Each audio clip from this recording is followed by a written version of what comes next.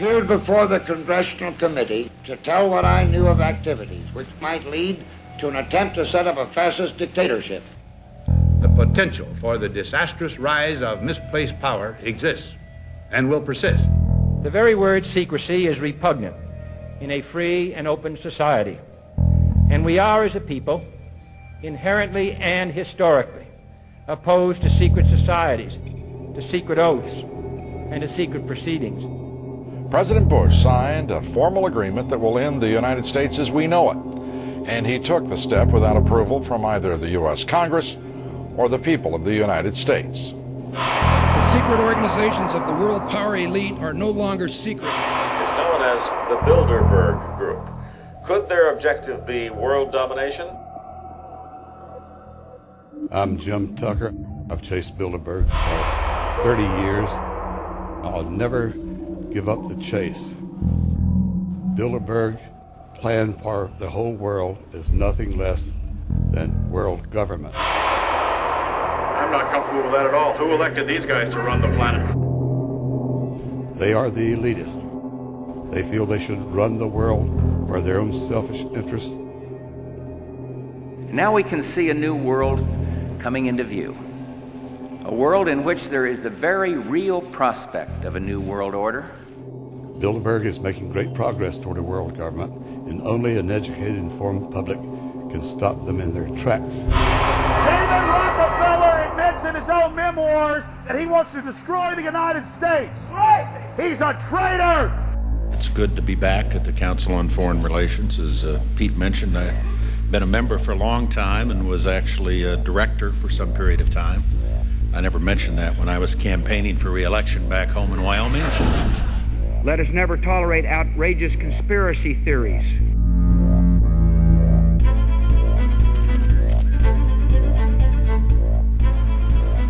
I need you to move off the property, please. Some shots were fired.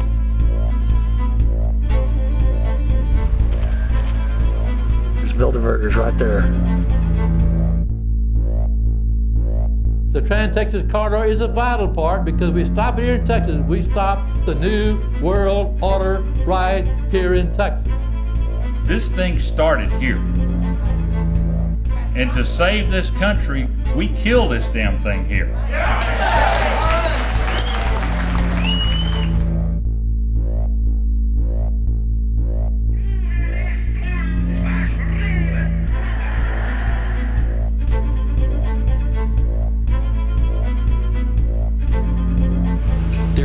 A chance for the President of the United States to carry out a phrase his father used, and that is a New World Order.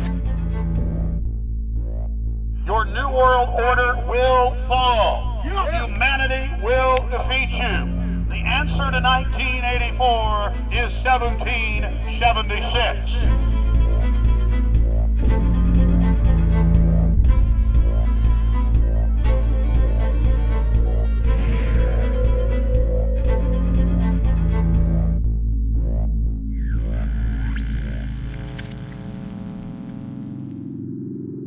In the near future, Earth is dominated by a powerful world government. Once free nations are slaves to the will of a tiny elite. The dawn of a new dark age is upon mankind. Countries are a thing of the past. Every form of independence is under attack, with the family and even the individual itself nearing extinction. Close to 80% of the Earth's population has been eliminated. The remnants of a once free humanity are forced to live within highly controlled, compact, prison-like cities. Travel is highly restricted. Superhighways connect the megacities and keep the population from entering into unauthorized zones. No human activity is private. AI supercomputers chronicle and categorize every action. A prison planet dominated by a ruthless gang of control freaks, whose power can never be challenged. This is the vision of the global elite, their goal. A program of total dehumanization, where the science of tyranny is law. A worldwide control grid, designed to ensure the overlord's monopoly of power forever. Our species will be condemned to this nightmare future unless the masses are awakened to the New World Order master plan and mobilized to defeat it. Erected by a secretive group, the Georgia Guidestones are a testament to the elite's plan for a world religion, global laws, with a global court and army to enforce it. And set in stone, it is written that the population never rise above 500 million.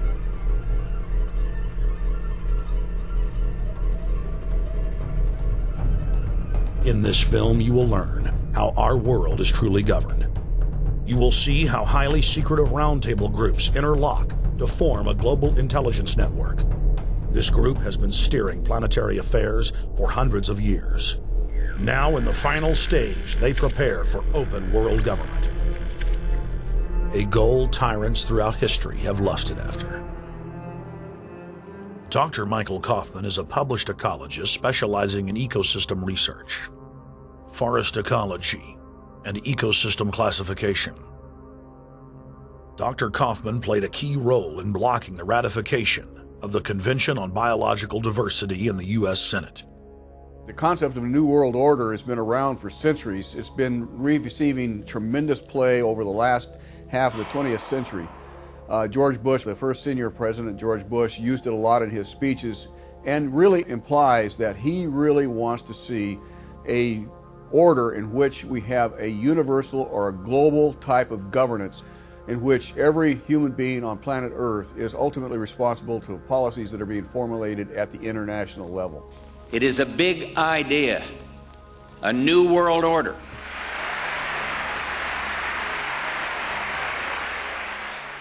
President Bush said that the New World Order was in tune, and that's what they were working for. The UN is part of that government. They're working right now very significantly for a North American Union. That's why there's a lot of people in Washington that don't care too much about our borders. They have a philosophical belief that national sovereignty is not important. It's also the reason I have made very strong suggestion that we need not be in the United Nations for our national security.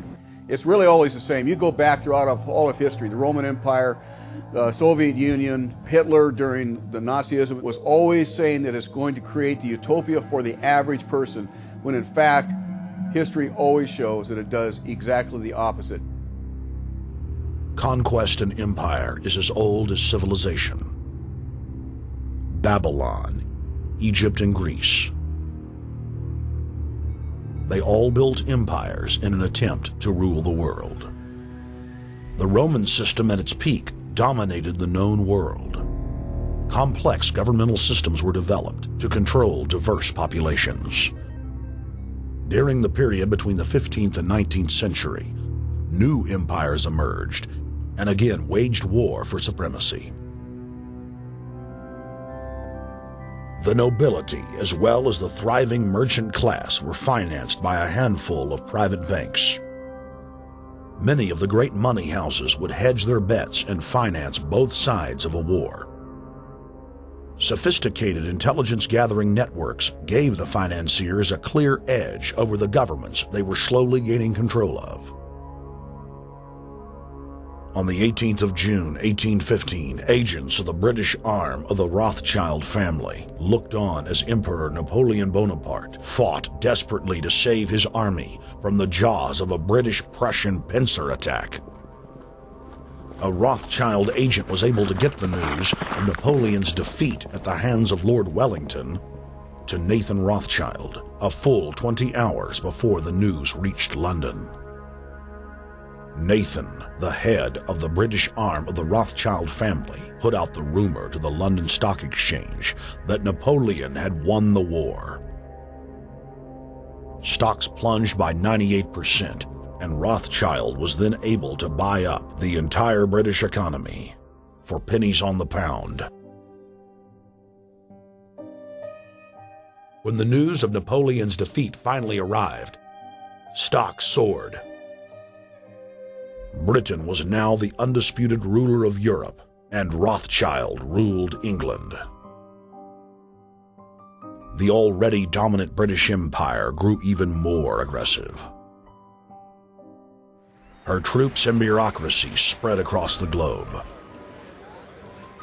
the sun never set on Britannia's holdings. The banking cartel funded, in fact, since about 1800, they have funded both sides of almost every war. And of course, they're getting the interest off of the loans that they've given the various governments and the wars that they have actually helped stimulate and create.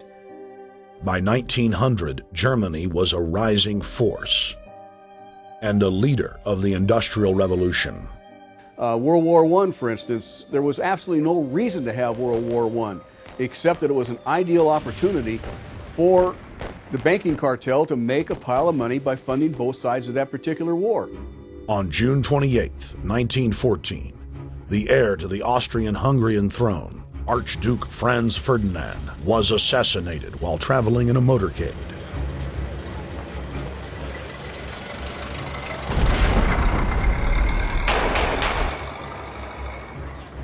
The Black Hand, a Serbian secret society with connections to French and British intelligence, took credit. World War I had begun.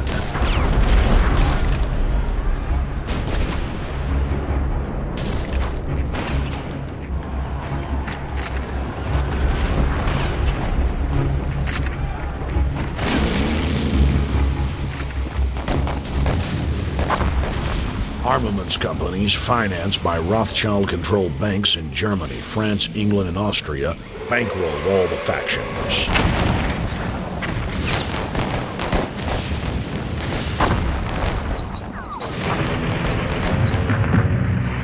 At least 20 million were killed in the war.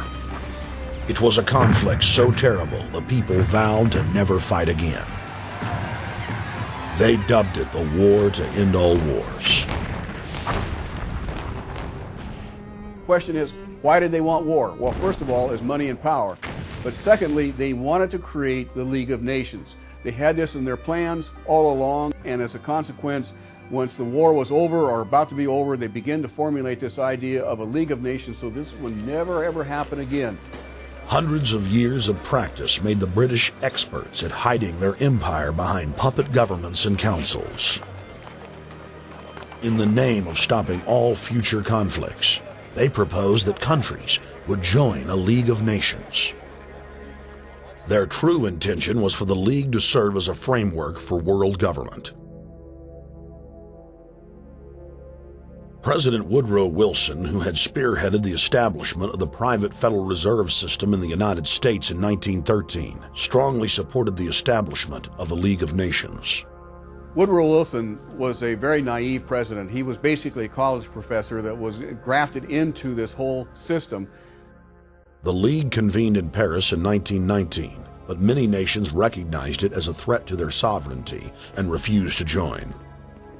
Frustrated by the U.S. Congress blocking the League of Nations, British intelligence, with the help of the Rockefeller family, set up the Council on Foreign Relations in New York City in 1921.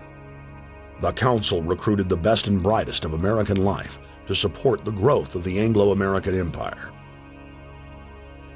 The CFR's stated mission is to abolish all nation-states in favor of an all-powerful world government administered by a tiny elite.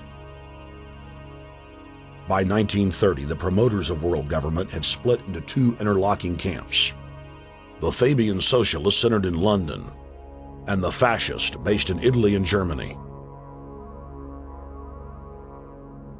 National Socialism will use its own revolution for establishing a new world order. Adolf Hitler. Supporters of the fascists in the United States and England believed that the military should be used to quickly transform the world into a new world order, while the more sophisticated practitioners of globalism stated that incrementalism was the sure path to world domination. Congressional Medal of Honor winner Major General Smedley Butler went public in 1934, exposing an attempt by the robber barons to launch a military overthrow of the United States. The war hero testified to the McCormick-Dickstein Committee in Congress that some of the most powerful men in America had tried to recruit him to lead a military coup so they could set up National Socialism in the United States.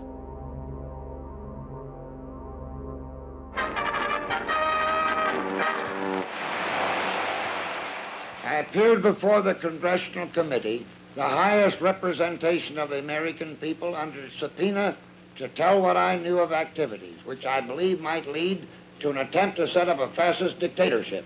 I was supposed to lead an organization of 500,000 men, which would be able to take over the functions of government. The fascist had also made deep inroads in England. Edward VIII, King of England, was forced to abdicate the throne because of his public support for Hitler. Fast es sich dabei nicht nur das negative Problem der Bekämpfung dieser Lehre und ihrer Organisation handelt, sondern die Durchführung der positiven Aufgabe der Gewinnung des deutschen Arbeiters für den nationalen Staat.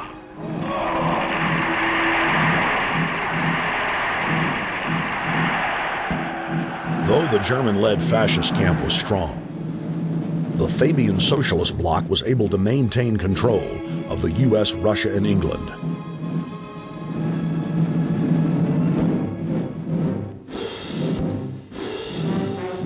In the build-up to World War II, and during the conflict, the bankers again financed both sides, just as they had done with Napoleon.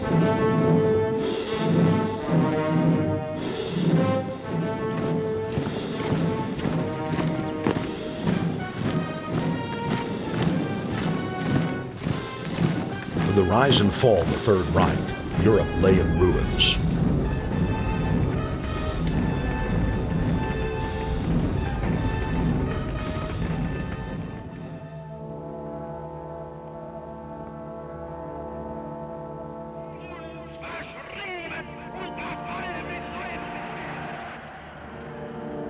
Once again, the elite claimed that only global governance could save humanity from certain destruction. And this time, the elite would succeed in setting up their world body.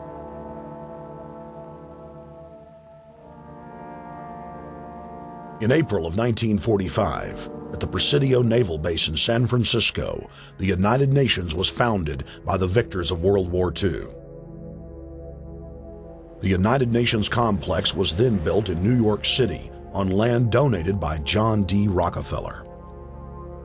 Shortly after the elite established the United Nations as their base in the United States, the newly formed World Council quickly began work on the next phase in their plan, the incremental formation of continental superstates. The first step in their trilateral plan was the creation of the European Union. Unifying Europe had been tried many times and was extremely unpopular. Where Napoleon and Hitler had failed to accomplish their goals using force, the globalists would succeed using stealth. The British spearheaded the formation of the Council of Europe on May 5, 1949. The Treaty of London claimed to only establish trade ties between European nations, like NAFTA or GATT in North America. Its true intention was the formation of a European superstate.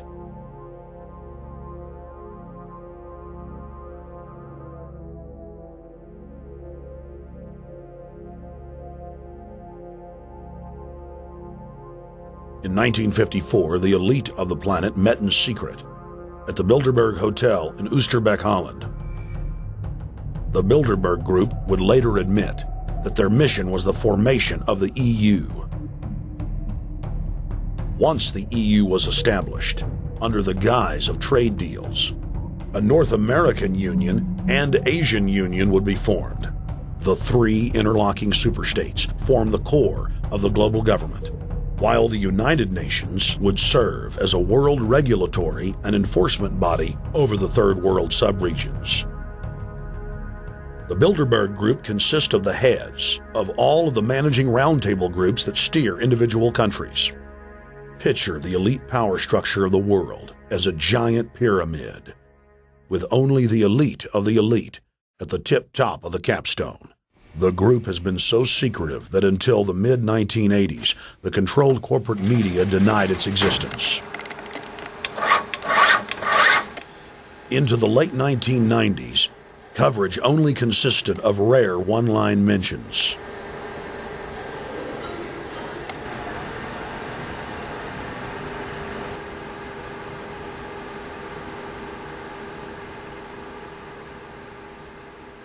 With the rise of the alternative media, their stranglehold on information has begun to slip. On the outskirts of the national capital today, black limousines with darkened windows converged on a hotel where private security guards imposed ironclad control. The limos carried royalty, political power brokers, and industrial titans to a secret meeting that will last all weekend. It's known as the Bilderberg Group. Could their objective be world domination?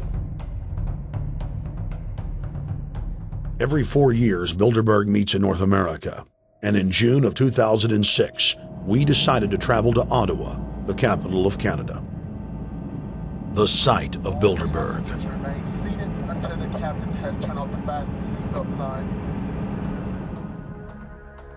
In Bilderberg's long history, many reporters attempting to cover the group have been harassed, detained, and even jailed. I jokingly reassured my cameramen that the horror stories we'd read about were probably exaggerated. I was wrong. We know reporters get detained at airports. People aren't let in. We know people get sent to the jailhouse for 3 or 4 hours. It happens every time. Well, it happened to Alex Jones this time. They admitted Bilderberg that they've had pressure put on them by the government to heighten security, and that's why all this happened. Yes, I was told that by 2 separate people. They scoured our records for hours yesterday and hours today, trying to find something on us, and of course there was nothing. It was just scary. I mean, I've been all over the world, and I've never seen anything like this. It was like hours of humiliation. And they said, "What are you here for?" And I said, "Well, I'm here to, cover the media, covering a political event. I hope to talk to some members of Parliament." I was answering all the questions. It was clear I wasn't a threat. It was clear I didn't have any criminal record. It was clear I was pressed. It was clear I was coming to interview people. They were going to deny me. They told me earlier that I was probably going to be denied, and then you guys showed up, and everything changed. So what's your plan now? My plan is to go out and try to interview Jim Tucker, try to go down to the Bilderberg Group and maybe catch some of them still arriving, and try to still make a documentary.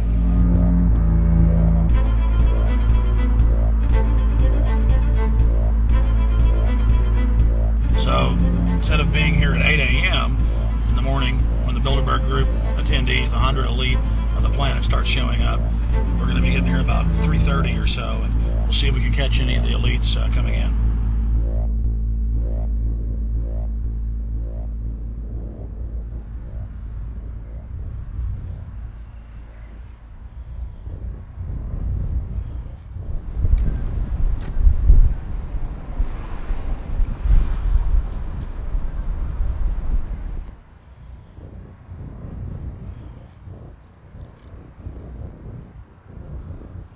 What do you think's on the agenda for this edition of the Bilderberg Society's annual meeting?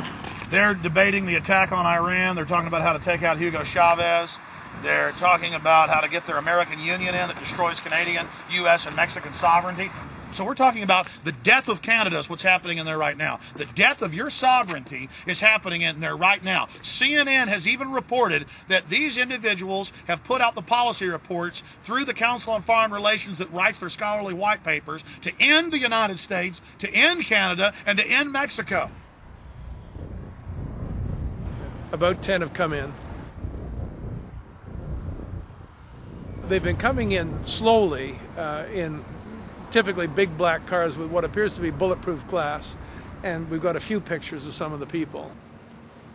We're being kept well back from the building by an awful lot of security people, but there'll be more security as this thing develops. Again, just a reminder to stay off the property, okay? I am. This is the line. We checked with the city. Thank you. Yeah. Okay. The ex-president of Ireland? Maybe? Okay, Danny will know. I came here from upstate New York. I booked a room way in advance. When I checked in at 10 o'clock at night, they told me I had to be out at 8:30 in the morning. And so, of course, I complied to what they wanted. I wasn't happy about it because I had been tired. I drove quite a long way. Then I went down to have something to eat, and I just saw a bunch of security here, and I was wondering what was going on, and I asked questions, and they said they were having a wedding or they were having some sort of reception. So I decided to ask a couple more questions because I thought it was kind of weird. And then I saw them from my hotel window. They were in the back with flashlights looking at the trees, looking up through the trees, and they were also in front of the hotel, combing. It looked like combing the hotel. So I kind of was wondering what was going on, and I left. I got up this morning. I checked out, and then the fellow that I spoke with, the last fellow I spoke with, said, "Well, you'll know all about it in the newspaper." Well, I didn't have to wait because there was a group of people out here telling me everything that was going on. They're not fooling anybody any longer when you've got this many cops, you know, and detaining Alex Jones at the border.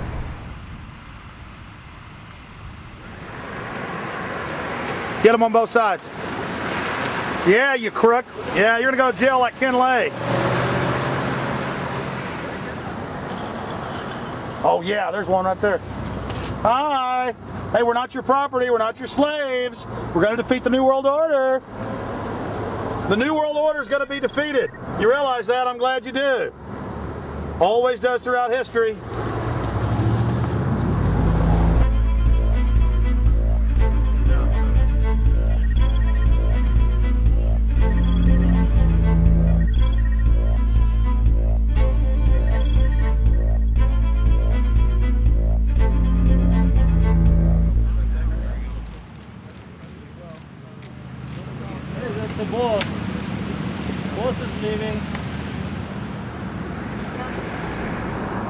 Etienne Davignon is the honorary chairman of the Bilderberg Group, as well as the head of its steering committee. The committee he heads selects and invites each year's attendees. In the last decade, the list of attendees has been leaked to reporters by moles on the inside. Veteran newspaper reporter Jim Tucker has been covering the Bilderberg meetings for over 30 years and has physically attended more than 20. We traveled back to our hotel to see if Jim Tucker received the 2006 list. First heard about Bilderberg in 1975, and I said, I don't believe it. That's not possible. Who in hell's Bilderberg? I spent 20 happy years with metropolitan newspapers. All the wires are clicking at my ear. That could not happen without me knowing about it. And the thing that first impressed me most was columns in 1957 by the late, great Westbrook Pegler, widely syndicated columnist. He wrote 2 lengthy columns about how approximately 100 leaders of international finance, heads of state, high public officials were meeting behind armed guards and closed doors on Jekyll Island, sealed off. What are these powerful internationalists doing? And why is it so secret? Why do they have armed guards outside? Why is it sealed off? The newspapers totally ignore it. Not a word. Total blackout in the United States. Since then, I've never stopped pursuing Bilderberg, or the whole international gangster organization led by Rockefellers and Rothschilds, as they manipulate the world for their own selfish interest.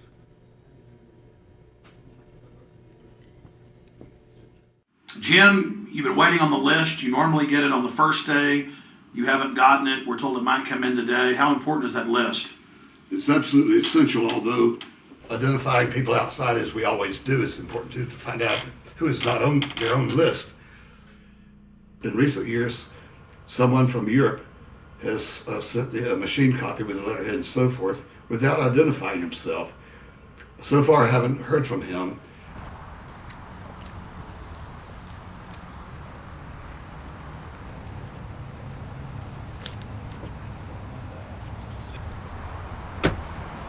Well, Bilderberg assumed that name in 1954 at their first meeting as Bilderberg at the Bilderberg Hotel. It's a little bit like Shakespeare's As You Like It. They say to Shakespeare, what do you want to call this book? And he says, As You Like It, meaning whatever you want to call it. And they thought it was dictation, so one of his plays is called As You Like It, and the title has nothing to do with the play. So that's how the Bilderberg came by their name. Now, they had been meeting for half a century. The moneyed class had been meeting But they decide they have to meet systematically every year, well planned in advance, in addition to maybe other smaller meetings throughout the year. Sure this is the right turn, Jim? No. Let's see if you can start.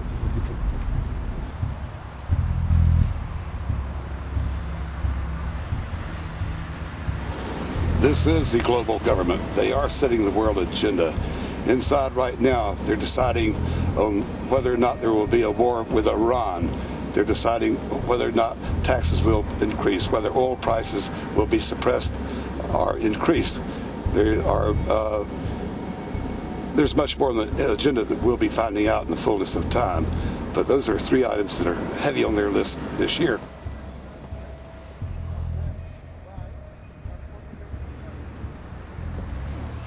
This is Jim Tucker, ladies and gentlemen. Yes. 27 years covering these crooks. Mr. Tucker, pleasure to meet you. The media said he was crazy, it didn't exist. Now we forced him. 120 of the world's most powerful men, heads of state from Europe, high officials of the United States government, Treasury, White House, state, defense. They're setting the world agenda now. The reason they want secrecy is because they're doing evil. Evil is done under the cover of darkness. Good works are done in the sunshine.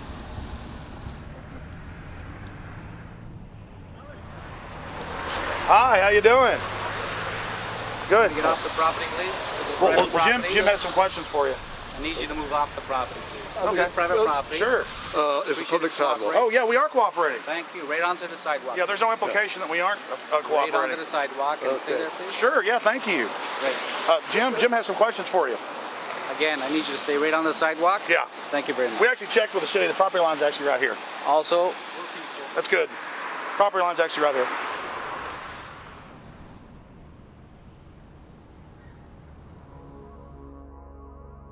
We are on the verge of a global transformation. All we need is the right major crisis, and the nations will accept the New World Order. David Rockefeller. It's David Rockefeller, and they're going black at the beyond the hotel, and they had no bodyguards. One of my friends shouted, "Hey, Rockefeller!" and he turned back, and he was afraid. My name is Rene. I'm from Manitoba. Drove about 26 hours to get here, just to show that I'm against the Bilderbergers, just to fight for my freedoms, fight for my rights, make sure that my children can grow up in a free country. My name is Daniel Estrelin, and I've been doing this for the last 15 years. I'm from Canada. I'm very proud of my country because, as you can see, there are a lot of people covering the Bilderberg conference. Last year, it took me 14 and a half hours to get to Munich. I was pulled off the plane in Milan. I was pulled off the plane in Munich. They interrogated me 4 hours in both places. I was able to call a friend, a journalist in Rome, as a result of his presence and others. Calling the Foreign Ministry Department in Italy, they backed off and they let me go. They basically told me that they're keeping an eye on me 24 hours of the day. The little hotel where we were staying at, Jim and I, out of the 20 rooms, 6 were occupied, 3 by the CIA and 3 by the German Secret Service. That's how serious these people are, and that's how afraid they are of actually what we may be able to reveal and what we actually do reveal publicly about the Bilderberger intents. Daniel Estrelin has covered the Bilderberg meetings in Europe and North America for more than 15 years. His book, Club Bilderberg, has been translated into more than 20 languages and is a global bestseller. Estrelin has photographed many past Bilderberg meetings. Rockefeller frontman Henry Kissinger is always a key participant. Here you see the president of the CFR, Richard N. Haas, followed by Vice Chairman of Rothschild Europe, Franco Barnaby, who is speaking with Henry Kravitz. And behind them is Richard Holbrooke, former U.S. Ambassador to the United Nations. The head of Daimler Chrysler, Jürgen Erich Schrimp, arrives by helicopter. Here, the owner of the Washington Post, Donald Graham, escorts Indra Nooyi, the head of PepsiCo. Queen Beatrix of the Netherlands, whose father, Prince Bernhard, founded Bilderberg, is a leading figure in the group. Of course, globalist kingpin David Rockefeller, seen here with his bodyguard, James Ford, always attends. The then newly appointed World Bank chief Paul Wolfowitz is photographed at Bilderberg 2005. It has been reported that Wolfowitz had attended previous meetings while still the Deputy Secretary of Defense, a violation of the Logan Act. Under the Logan Act, it is a felony offense for any member of the federal or state government to meet with members of a foreign government without the express authority and authorization of the President or Congress. Put simply, it is illegal for members of the government to meet secretly behind closed doors with foreign power brokers due to the problems of corruption and espionage that it breeds. For this reason, many prominent politicians attend, but their names do not appear on the official list. Despite the Logan Act, the governor of New York's name, George Pataki, does appear on the list, and we were able to catch the governor on tape walking with David Rockefeller at Brook Street. Multiple staff members inside Brook Street reported to us that Hillary Clinton attended for half a day. Several armored limos with diplomatic plates did arrive with police escorts and offloaded their passengers in the underground parking garage out of the sight of the press. Former World Bank President James Wolfensohn sardonically stared at our cameras. They're upset about the fact that they're being exposed. Well, I'm sure they are. I mean, look at the tinted windows. They don't want to be seen. They don't want even anybody to know they're here. So I'm sure they're ticked, and that's why we're here to try to expose them. Do you think that they were angry that they were on the front page of the local paper today? You think they're in there reading it right now, Jim? Yes, I don't think they're happy about it. They prefer nothing at all, no publicity. They prefer absolute secrecy. Yeah, you better look away. We're not your slaves. You don't own me.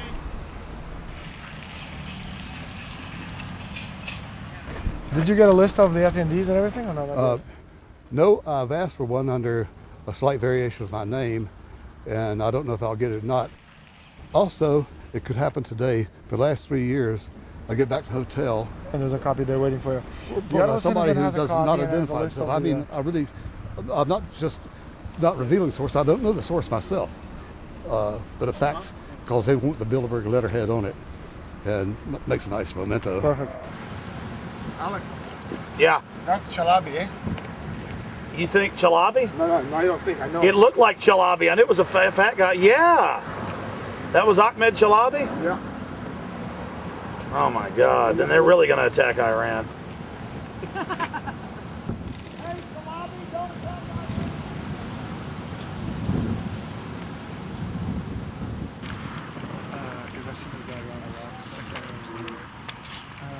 This guy is too president. I have it. It's S, Scandinavian. Adrian Woolwich, Maria Monti. Over the last couple of years, they've been reeling with the amount of leakage that they've been experiencing, so it's getting harder and harder. But again, it will never get too hard for us because of the sources that we have inside are top-notch sources. People who are actually working for them, the Secret Service, the second layer, people in the Bilderbergers, the clerks, the administrative office, they're there. They are our eyes and ears, and every time there's something out, we always get the information. That's Francisco Pinto Balsamao. I think that's the Queen. It's the Queen. Oh my God, you can't kiss her earrings. You see her? Yes. Oh my God. Look me up, Holland. What usually happens, the Secret Service guys who are protecting the Bilderberg delegates, the staff, the cooks, the chefs, when they actually get to see and to hear what some of these nasty people are talking about, they're the first ones to look for us and the first ones to make sure that we get the information from the meeting. We're very rigorous with information that does come out. We double, triple, and quadruple confirm the sources, make sure that all the information checks out. A lot of the stuff, the Bilderbergers have planted information, make sure that this disinformation nullifies the accuracy of the reporting, which is why we never publish the first thing we hear.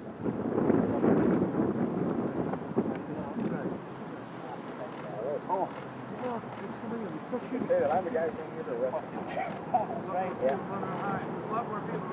That looks like Rockefeller. The decisions that these people take, again, they not only decisions affect business community, they affect politics, business, environment, across the entire spectrum. And these decisions are made and taken by a very elite group of people behind closed doors this year at the Brook Street Hotel. We are not privy to these decisions. We're not allowed to know what they're talking about. But we'll definitely feel the consequences of these decisions over the next 12 months when events which apparently by accident seem to happen, in fact, have been planned right here this year at Brook Street Hotel between 8th and 11th of June. What does it do when you get 120 of the most powerful people in the world getting together to have meetings with government officials? I mean, that's amazing. Well, it is. This is what I mean, is that they're planning the corporate agenda. They're not planning the democratic human journey agenda, in my opinion. Mussolini had a definition, is when the interests of the corporation take completely over from all other interests, and that's fascism. He said it should probably be called corporatism. Well, call it corporatism, call it fascism, call it neo-lib, neo-con. There's a whole variety of political words, depending on which side of the stripe you come from, to start with, which describes the thing. But what they are describing is the complete end of democracy, the end of what matters to people, the end of what happens to the human journey. And for that reason, I think this is revolting. Ladies and gentlemen, we're here in Canada today to stand up against the Bilderberg group that is attempting to get rid of the sovereignty of the United States. The truth of your world government has now been exposed. We know you are ruthless. We know you are evil. To David Rockefeller, to the Rothschild representatives here, to the Queen of the Netherlands, to all of you, we tell you, you are not our queens. You are not our kings. You are not our gods. We do not belong to you. We are not your slaves. We stand as free humans, have stood since the beginning of time against the strong men, against the thugs, against the bullies. We will defeat your world government. We will defeat world taxation. We will defeat your control grid. God is on our side. I stand before the creator of the universe, and I ask the creator of the universe, as our founding fathers did in 1776, to lead, guide, and direct us, and to give us the power and the foresight and the understanding and the will to stand against your entire agenda, including your final plan of world population reduction of 80% that Henry Kissinger penned in 1973. Why do you put mercury in the vaccines, sodium fluoride in the water? Why? Why do you put cancer viruses in the vaccines? Why have you used depleted uranium now in 4 separate nations? You're arrogant. You have the sickness that elites have had throughout history in their literal and, in some cases, figurative ivory towers. You believe that you're invincible. You will and you are failing now. Your New World Order will fall. Humanity will defeat you. The answer to 1984 is 1776.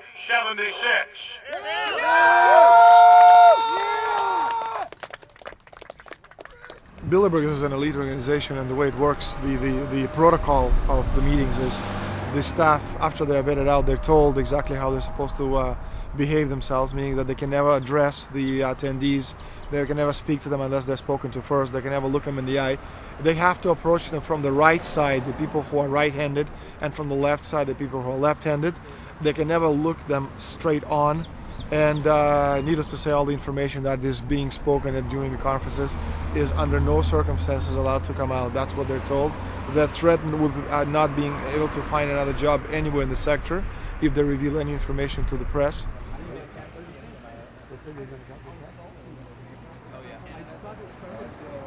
Richard Holbrooke? Ambassador Richard Holbrooke thought the peasantry wouldn't recognize him if he took a stroll off the grounds of Brook Street.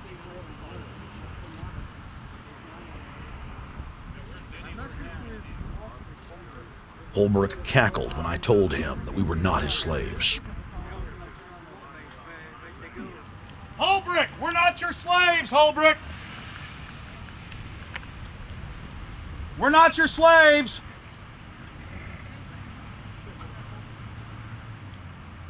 Holbrooke, we don't belong to you. We're not your property. Get back on the sidewalk. We're free humanity! Yeah, there he goes. Howard. They love it.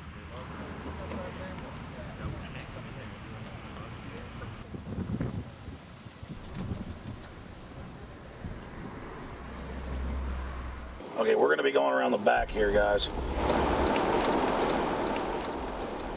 Hey guys, how you doing?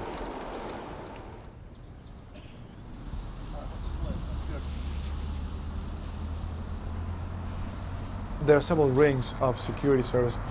The American delegation at every Bilderberg meeting is usually protected by the CIA and a special division of the US Army. The British delegation is protected by the MI6. Israelis usually are protected by the Mossad. The Ottawa police, in this case, working for the security, they have very little, actually they don't have any information at all on what the meeting is about. They don't even know who the Bilderbergs are. Then there's an elite private firm protecting the perimeter, doing all the dirty work, such as shooing off the photographers and bothering the protesters. But, you know, that's like piddly stuff. All the heavy stuff is done by the security service, such as the CIA, MI6. Some years ago, my legs were a little bit stronger than they are now, and I'd crept over a fence under cover of darkness and approached. The cops started yelling and pointing at me, so I ran with speed I didn't know I still had, and some shots were fired, but they were far above my head. I mean, they were intimidating, but they were not really trying to kill me. Not when sharpshooters are fired far above, 20 feet above your head. Bilderberg was founded by David Rockefeller and the Rothschilds in Britain and Europe. They're still the main powers. Baron Evelyn D. Rothschild, a male, attended for many years. Rothschild is still represented. You'll see them on the list of participants. Somebody representing the Rothschild group. They are the main powers behind Bilderberg. The Dutch Shell is part of the Queen's fortune. Of course, the Rockefellers have always had heavy oil interests. That was the original source of their old money from the old man. Jim just got the official Bilderberg letterhead list from his mole inside the Bilderberg group. Let's go look at it. Wall Street Journal.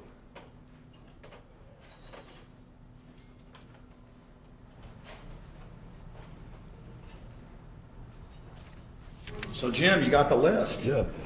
Did we identify Wolfowitz as being here because he's not on the list? No, we positively identified Wolfenson. Yeah, he's on the list.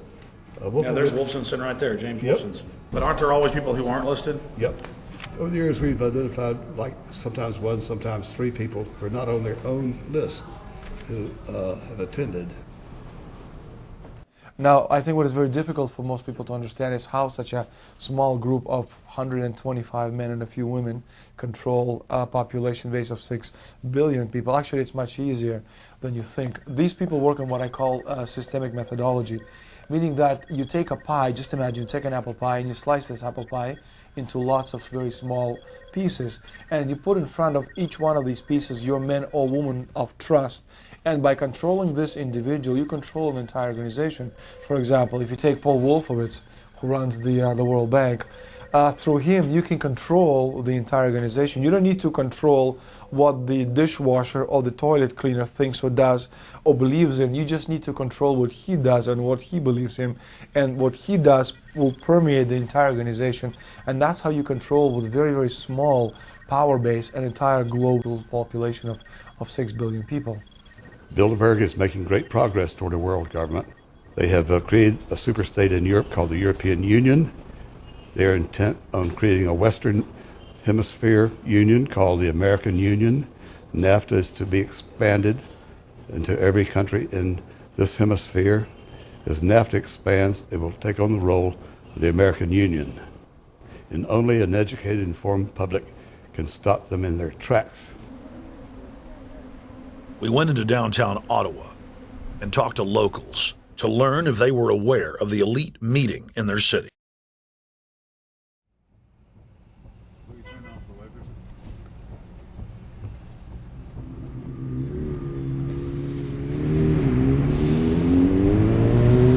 Okay, guys, attention just for a second. I just need to tell you that a group just met here in Canada, and they're trying to get rid of your sovereignty, merging you with the U.S. and Mexico. See, it's not funny. I'm serious. And your news isn't going to tell you about this. This is deadly serious, so I'm just letting you know, and I'm telling you about it. As they say, they are the guys that run the world. They make the decisions for we, and we just carry it out. Sir, did you hear about the Bilderberg Group meeting here in town, the 120 most elite people in the world? No. Hey, did you know that the elite's meeting here in town right now? Have you heard about it? The 120 crime bosses? None of you heard of it? None of you guys have heard of the Bilderberg Group? They're meeting right now. In the city, around 10% of the people were aware of the New World Order agenda. When we traveled to Parliament, close to half of the people we randomly spoke to were informed.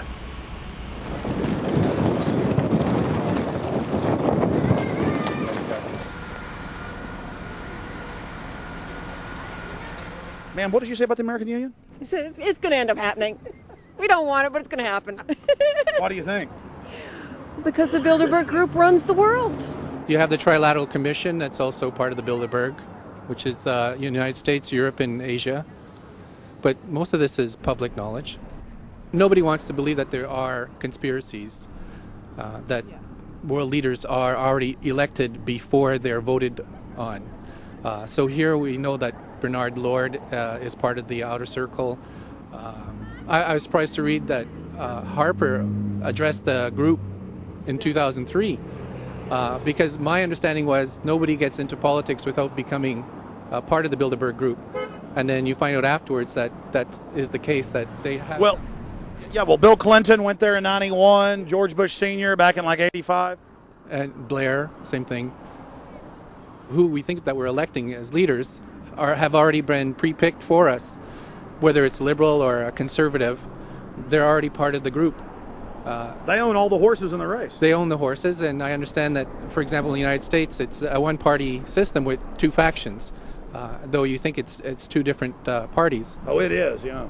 So it's like Bill Clinton constantly vacations with the Bushes, and they call him their son, and they actually staged all that in 92, and all that's come out. It's just all staged. They're not going to let trillions of dollars slip through their hands. The good news is people are waking up, though. When you read human history, when you study it, all you see is elites trying to dominate, subterfuge, Machiavellian backstabbing, and somehow in the last 50 years they convinced Westerners that the government's fine, can do no wrong, trust them. How did this happen? It's easy to lead sheep. I mean, people just follow. They don't want to believe these things will happen. No way, we'll just follow along with the norm. That's all. It's just makes it easier for everyone. What's your view on losing Canada's sovereignty? I like this country to stay as it is, and I love the United States to be there. Back in Austin, the capital of Texas, the public was frighteningly unaware of the nation's peril.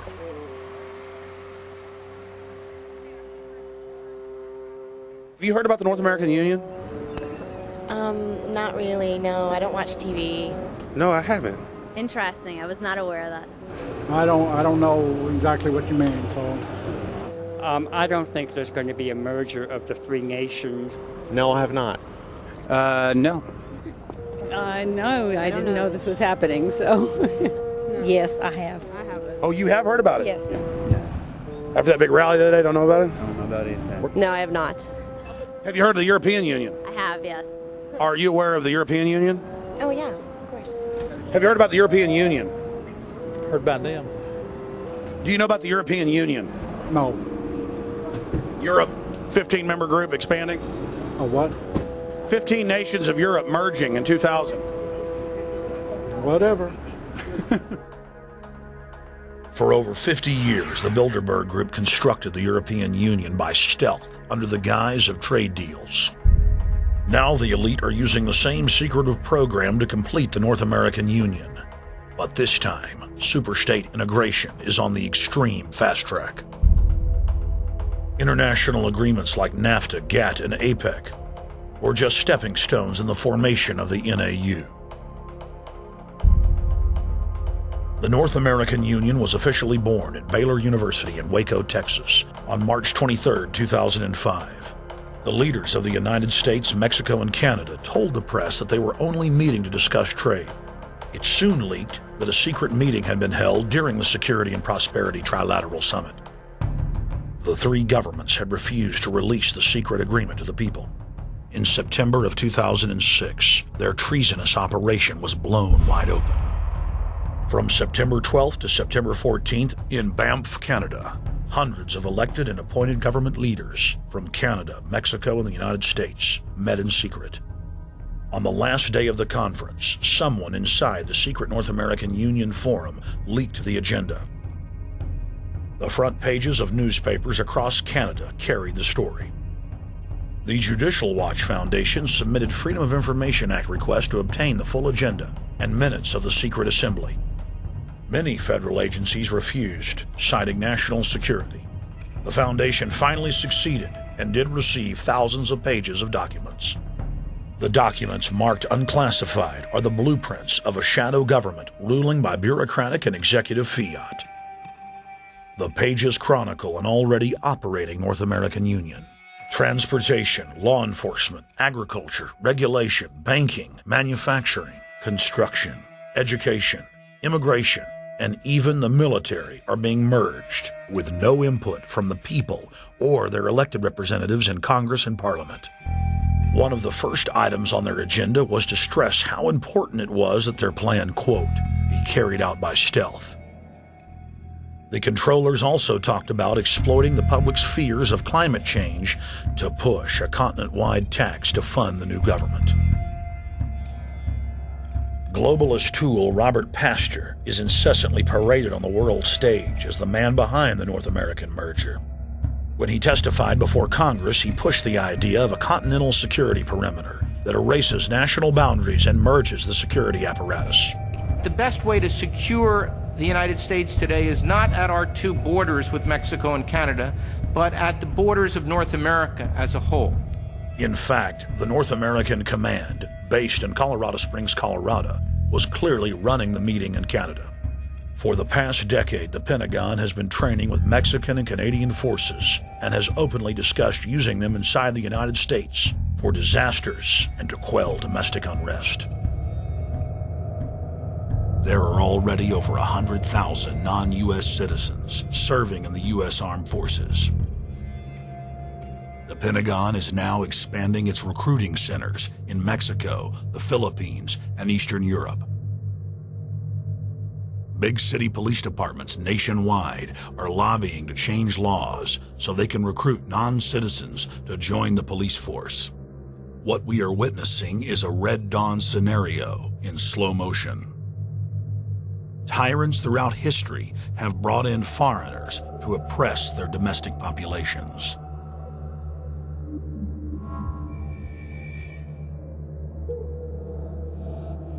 When their coup by stealth was exposed, the three governments went into damage control mode. The Security and Prosperity Partnership quickly staged a show summit that was held in Ottawa, Canada in February of 2007. It is the only way that we can achieve security and prosperity for our people is through this cooperation. We actually occupy one physical space, the North America. We've also had a chance as foreign ministers to talk about how we cooperate in the region and indeed in the world. Protesters who were upset about losing their countries and freedoms were not tolerated. A couple of weeks ago, an Al-Qaeda supposed whatsoever, the Security and Prosperity Partnership has been signed without any sort of parliamentary debate. Globalist publications have been open with their frustration that the population has not bought their latest PR stunt. As integration inside the European and American unions accelerates, the superstates themselves are being merged. On April 30th, 2007, a summit was held at the White House. The Security and Prosperity Partnership's secretive approach had alarmed the public. So this time, President Bush, German Chancellor Merkel, and EU Commission President Barroso hid their treachery in plain sight. I thank the Chancellor and Josie very much for the transatlantic economic integration plan. And for that too, we need to develop a common market, common standards. So this is indeed a very important agreement, an agreement that also brings with it a transatlantic economic council to be a permanent body with senior people on both sides of the Atlantic that will look at all those issues in a concrete manner, in which way we can make it move forward. The BBC reported that the US and EU had agreed on a single market. By announcing a new economic community integration, they were simply repeating what had been done in America and the EU on a larger scale. The accord states that the two blocs will aggressively push regulatory convergence in more than 35 areas, from financial services, intellectual property, military, education, mergers and acquisitions. They also agreed to jointly push a global carbon tax. We recognize that we have a problem with greenhouse gases. We agree there is a global threat, it's a serious threat. We agree there is the need to establish a limit to greenhouse gases. We need to discuss the possible pricing of CO2. How can we translate this into a market economic compatible scheme? We have agreed to establish a high-level group, a forum. This EU-US result is translated into the G8, debated together with the outreach countries, China, South Africa, Brazil, among others, and India. A global solution to a global problem. If Bilderberg succeeds, America falls. All the victimized countries lose their sovereignty. Bilderberg is not a person, it's not an idea, it's an ideal, a very powerful group of people working together and from the positions of ultimate and absolute power, destroying every constitution on earth, no matter how powerful the constitution of the nation is. That's what these people do. The African Union arose out of the African Economic Community, set up in the early 1980s. The African Union is financed by a consortium of international bodies, governments, and corporations. The African Union Army serves as an enforcement arm for the New World Order's exploitation of Africa. In Asia, APEC and ASEAN have announced plans to form the Asian Union, consisting of Asian and Pacific nations, having more than 3 billion people within its borders. APEC will become the Asian Pacific Union, and the world is to be divided into 3 great regions for the administrative convenience of the world government in which the UN is to evolve. As the unions form individually, they are simultaneously merged to form the first planetary government. They're trying to destroy every nation on earth which is trying to promote progress, because these people basically they are landowners. They don't need progress because they control the land. If you take the most powerful man in London, the people who belong to the Council and the Committee of 300, who belong to the Bilderbergers, the British royalty, the Guelphs, the black nobility of Venice and Genoa, these people they're landowners. The New World Order is the Old World Order. I mean, it's just the names have changed, the appearances have changed, but the concept hasn't changed. The idea is still to bring the men back, kicking and screaming back to the Middle Ages, post-industrial age world order. One of the things that is very shocking to most Americans is the fact that the United Nations Global Biodiversity Assessment, which came out in 1995, clearly shows that in order to protect planet Earth, we have to go back to a feudal system. They actually said that in the document. To craft a modern feudal society, the globalists are implementing a standardized North American Union ID card to track, trace, and control their serfs as they travel throughout the 3 regions of the NAU. Building on the massive displacement of humanity caused by globalization, the New World Order is rapidly constructing the physical infrastructure of the North American Union, the NAFTA Superhighway Control Grid. I'm Arthur Peterson, Colonel retired in the Army. I see things today that are happening that would make my friend who died in World War II turn over in their grave. To think that people would even consider confiscating land of farmers and ranchers and taking their homes away from them, to turn it over to a foreign company in Spain, which was controlled by Don Carlos, I understand, a notorious socialist, and they get the tolls on Texas land for 50 years. The proposed Trans-Texas corridor would be a patchwork of superhighways and railroads stretching 4,000 miles from the border of Mexico, cutting through Texas to Oklahoma. A lease has been signed that would make Texas Highway 121 a toll road. A private Spanish company won the bid to build and collect the tolls for the next 50 years. These deals with private companies are being negotiated largely in secret, and many state lawmakers are worried taxpayers are being sold down the road. Critics say it's a threat to our national security. It's part of a plan for a North American integration being carried out by government and corporate elites without congressional or voter approval.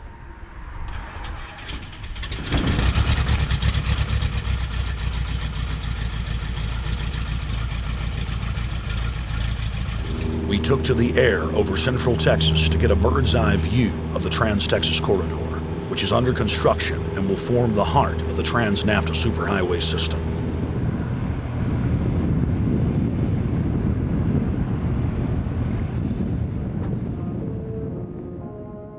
History repeats itself. 2,000 years ago, all roads led to Rome. Rome constructed and maintained more than 10,000 miles of roads throughout its empire. The roads were used to project Roman military power, to control commerce, and to bind the nations and peoples they ruled. Rome also demanded tribute. Roman subjects from Albion to Judea were forced to pay a tax to use the roads. The Romans would then use the tax to dominate their subjects. Today's superhighways are a powerful tool in the globalist arsenal. They are instrumental in tearing down national borders and merging nation-states into larger confederations. Foreign governments and corporations are predatorily seizing infrastructure across North America, but nowhere has their attack been greater than in Texas. Texas is the front line. Over 8,000 miles of existing roads and land are being handed over to government-backed foreign companies. Foreign companies buy the legislators, who then turn over complete control to the same foreigners who finance their campaigns. Government power is then illegally transferred to unelected quasi-governmental regional boards that circumvent local governments and the will of the people. The next stage of this world government plan is to have a transportation control, and that is called the NAFTA superhighway, or in Texas called the Trans-Texas Corridor. It confiscates 584,000 acres of land to be transferred into control of a Spanish company which will collect tolls in Texas for the next 50 years, and there's no limit in the amount of tolls that can be collected. More than 80 federal and state highways have been designated as international arteries. The I-35 NAFTA corridor starts deep inside Mexico and travels through the middle of the United States and ends in central Canada. Container ships from Asia dump their cargo on the Pacific side of Mexico. It then travels duty-free by rail to the new Kansas City inland port, now considered sovereign soil of Mexico, in the heart of the United States. Under international agreements, predominantly foreign companies are placing tolls on already existing paid-for roads. Federal, state, and corporate documents show that they will then use the revenue raised to build up the transportation infrastructure of Mexico, not the United States or Canada, so foreign-made products can pour in even faster from Mexico. Revenues raised will also be used to fund the fledgling North American Union and its growing bureaucracy. Bottom line, they're using our own money to enslave us. First of all, they're proposing a North American tribunal, which would be similar to what we have in Chapter 11 of the NAFTA agreement, which is trumped by international law. The U.S. Supreme Court and our Constitution could potentially be rendered invalid, and what we would have is new North American business law that would trump what we have here in the United States. What is also interesting to note that the NAFTA headquarters is in Mexico and controls the United States trade and rules against the United States Congress, and no one seems to challenge it. it's very probable and probably inevitable that our right to bear arms would be challenged in a North American court. So this is just an example of what's happening and what's being proposed. We want to keep our trial by jury system. We want to keep our right to keep and bear arms. We want a system where we have a Supreme Court and not have a tribunal that will be superior to the Supreme Court.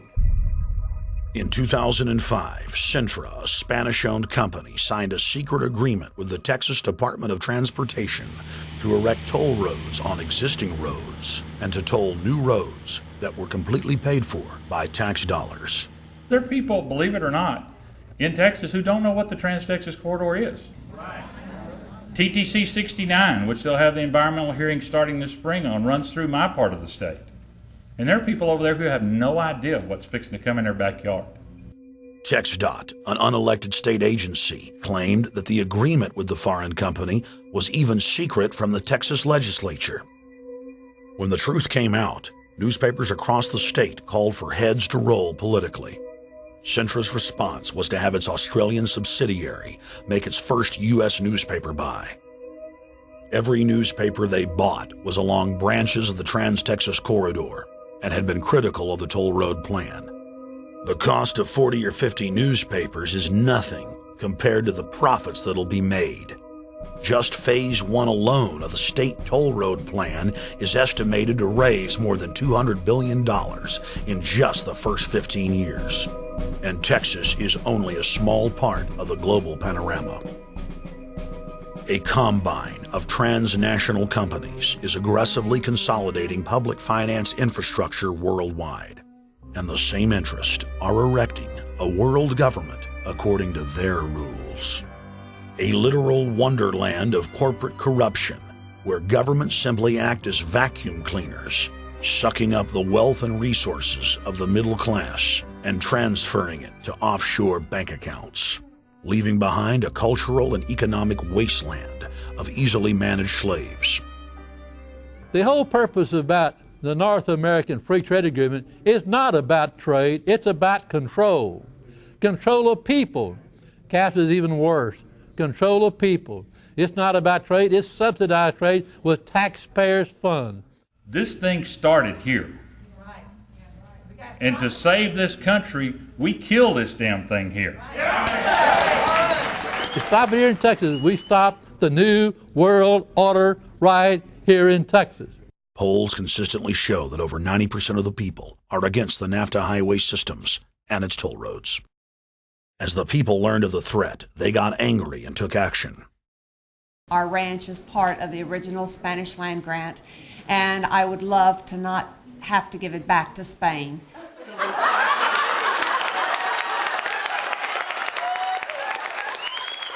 Opponents of a proposed superhighway today held a major protest.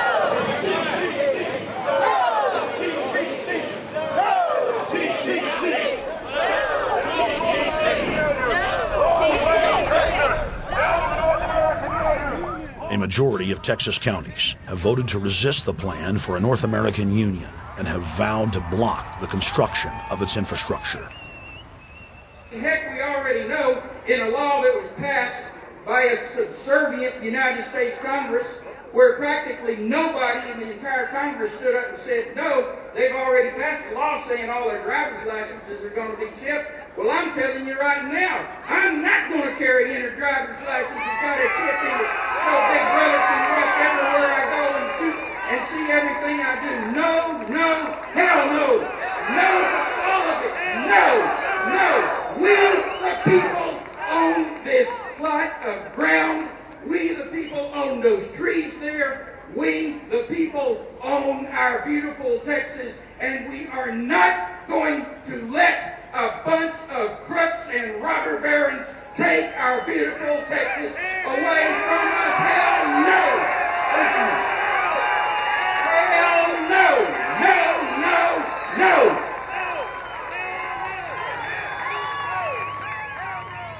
RFID tracker chips embedded in state inspection stickers and toll tags are already being used to track the population. The new system is also meant to control growth and steer development through so-called smart growth. smart growth, which is nothing more than an effort to bring control into the cities. You have the rewilding of America and the Wildlands Project, the Convention on Biological Diversity, which is to control our rural population. Toll roads on interstate highways nationwide are walling off exit ramps to small towns and rural communities, and are creating ghost towns by design. This trend is accelerating under the NAFTA highway system and is meant to rewild more than half the country. All of these things are designed to bring more and more control to bureaucracies rather than to the independent individual, the sovereign individual of this nation. What brought me into this whole discussion was the fact that while I was doing this multi-million-dollar research effort in the 1980s and early 1990s, I became aware of an agenda basically to lock up one half of the United States into wilderness corridors and reserves. What's called the Wildlands Project, but it was also a key cornerstone of the United Nations Convention on Biological Diversity. It was during that study in which I began to realize that this was not an effort to protect the environment, but an effort to control you and I.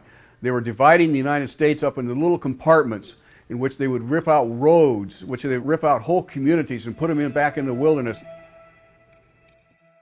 The federal highway system was designed by Pentagon war planners in the 1950s to serve as a rapid deployment conduit to move ground forces for the defense of the United States during invasion. The unconstitutional Northern Command is now using the highway system as a force projection matrix to dominate populations across the United States. Through federally funded emergency command centers, county and city governments are being quietly federalized nationwide. Billions of dollars per city is being spent to install millions of surveillance cameras. Every town and hamlet, no matter how small or remote, is surveilled.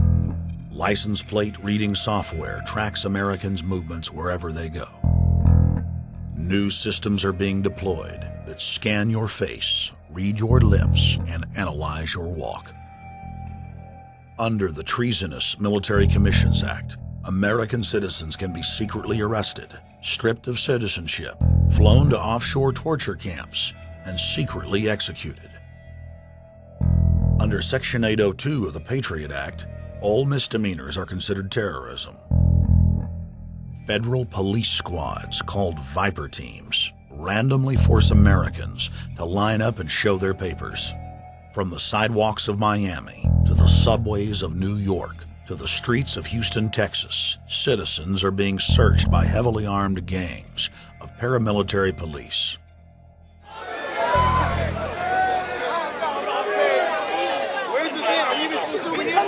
Come on, guys, come in. Yo, can you get that camera off of us, sir? Sir, can you get that United States First Amendment? All right, but you can get that camera. I'm saying get the camera out of my face. That's what I'm saying. You're on the streets of New York. So what does that mean? I'm saying get that camera out of my face. That's what I'm saying. It's a free country. Fuck wrong with It's a free country. Get this damn camera out of my face. Hey, this isn't Nazi Germany. There's no camera in your face. God. Hey, move to Russia, okay? Yo, Sarge. We can have cameras on the streets. I said get it out of my face. Your guy starts cussing at us out of the blue. I said get it out of my face. That's what I'm saying. It was never in your face.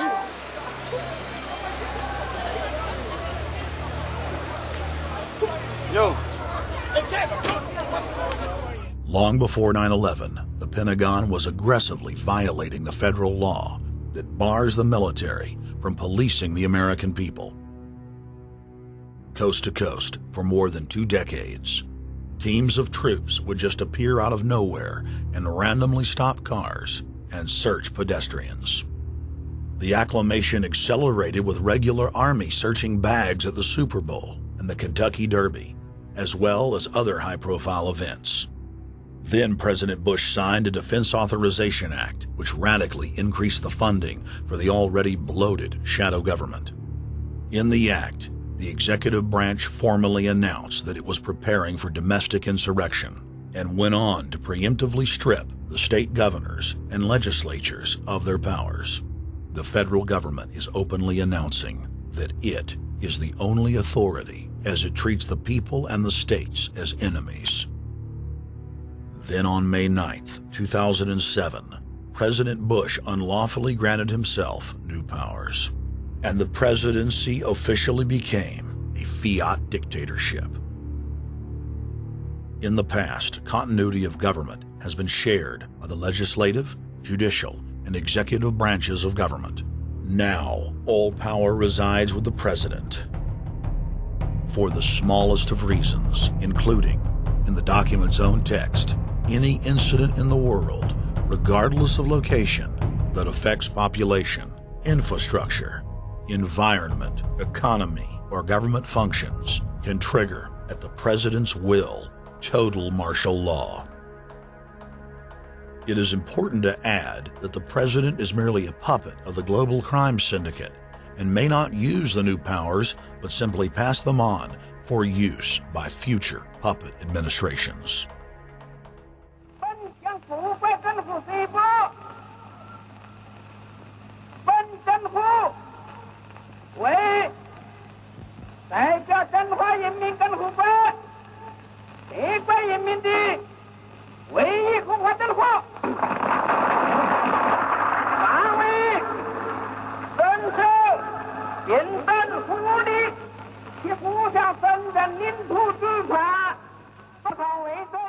Приобретена эта победа. Не забывайте принесенных вами жертв. You must teach people to love their leader. This is the only most important.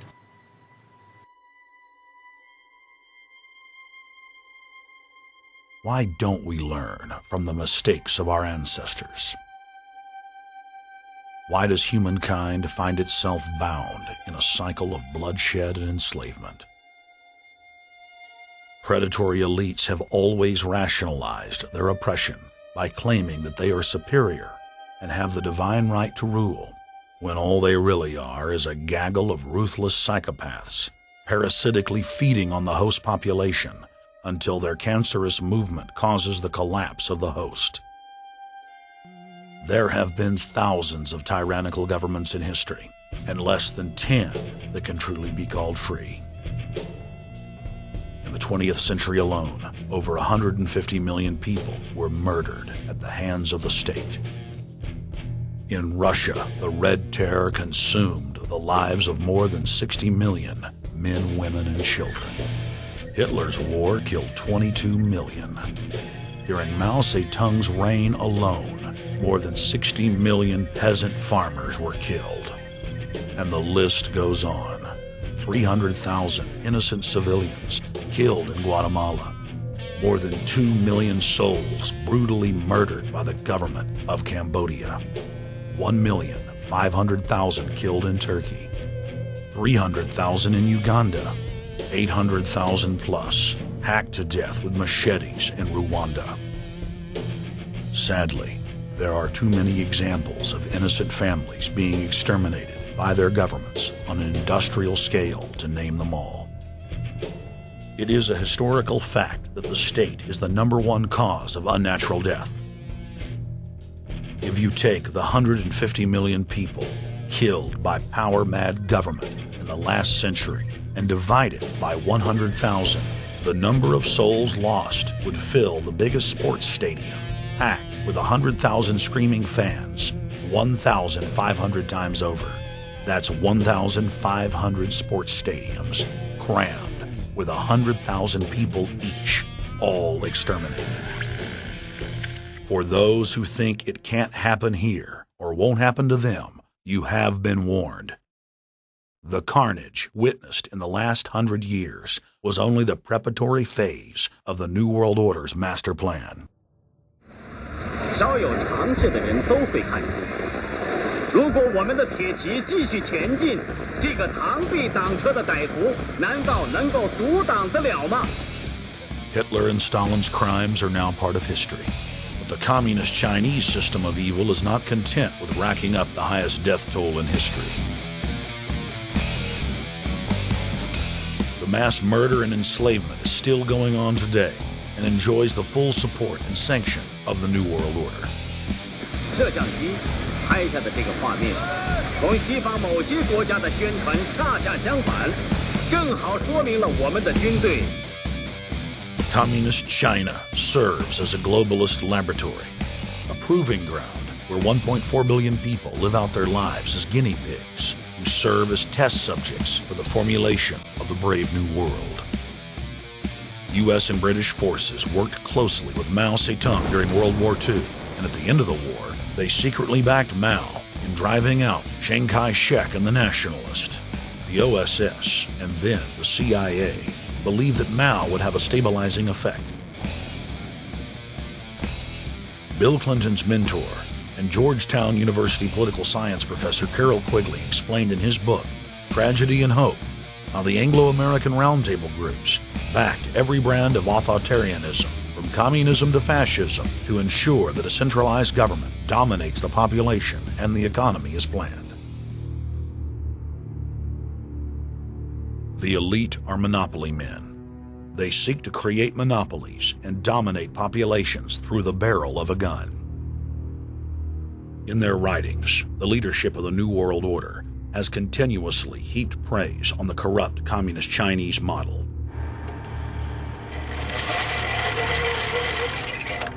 In August of 1973, in an article written by David Rockefeller for the New York Times, Rockefeller openly lauds and endorses Mao Zedong's actions, while celebrating their command and control system.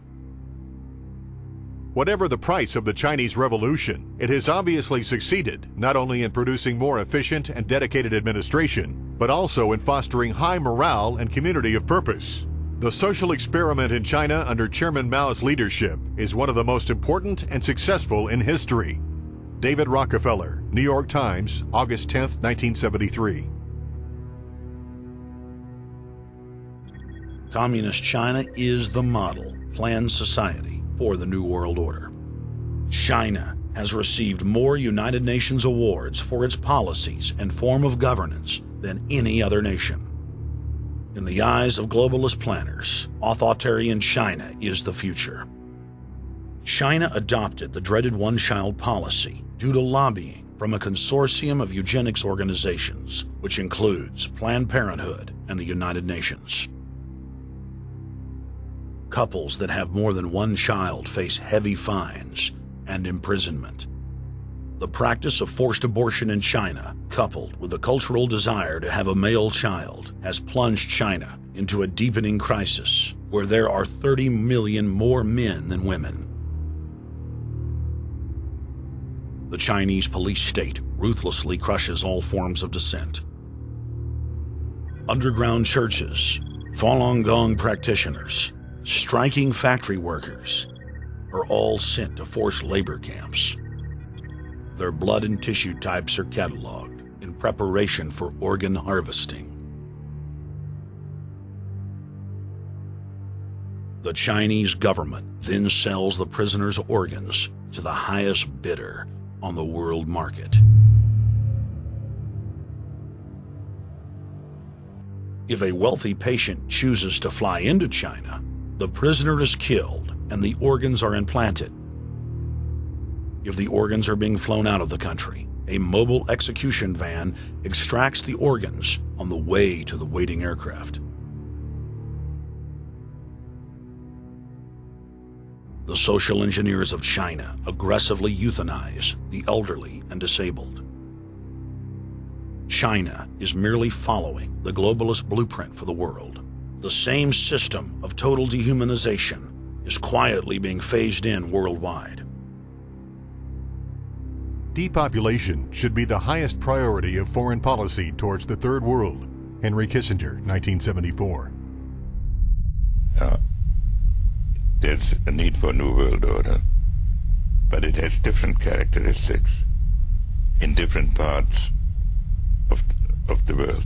Now, none of this may succeed this time, but this to me is sort of the outline by which someday, in the next few years, a solution will emerge.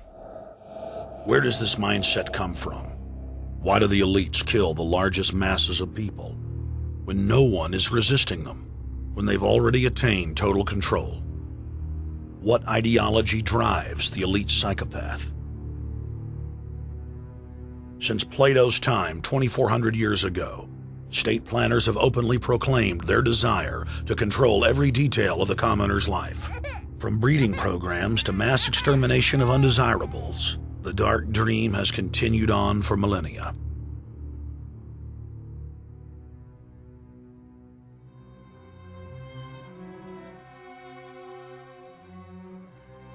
The scientific rationale for tyranny has always been attractive to elites because it creates a convenient excuse for treating their fellow man as lower than animals. Robert Thomas Malthus, famous for saying that a mass food collapse would be helpful because it would wipe out the poor. His fictional scenario would later be called a Malthusian catastrophe. Malthus is important because his ideas led to the rise of a new scientific field that would dominate the course of human history for the next 200+ years. Charles Darwin, an admirer of the Malthusian catastrophe model, developed the theory of evolution, its chief tenet being the survival of the fittest. With the help of T.H. Huxley, known as Darwin's bulldog for his strong support of Darwin's theories were pushed into wide acceptance among key scientific circles throughout England and then the world. Darwin's cousin, Francis Galton, credited as the father of eugenics, saw an opportunity to advance mankind by taking the reins of Darwin's evolution theory and applied social principles to develop social Darwinism. The families, Darwin, Galton, Huxley, and Wedgwood, were so obsessed with their new social design theory that they pledged their families would only breed with each other. They falsely predicted that within only a few generations, they would produce supermen. The emerging pseudoscience was only codifying the practice of inbreeding, already popular within elites for millennia. The four families experiment was a disaster. Within only 2 generations of inbreeding, close to 90% of their offspring either died at birth or were seriously mentally or physically handicapped. The moneyed class of the planet, and particularly the royal families of the world, who were already obsessed with breeding and filled with a predatory disdain for the underclass, seized on the new science and began aggressively enforcing its aims worldwide.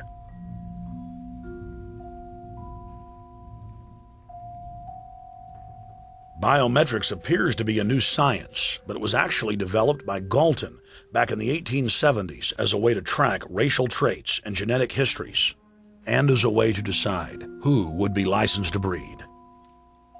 In 1904, the Cold Springs Harbor Research Facility was started in the United States by eugenicist Charles Davenport with the funding of prominent robber barons Carnegie, Rockefeller, and Harriman.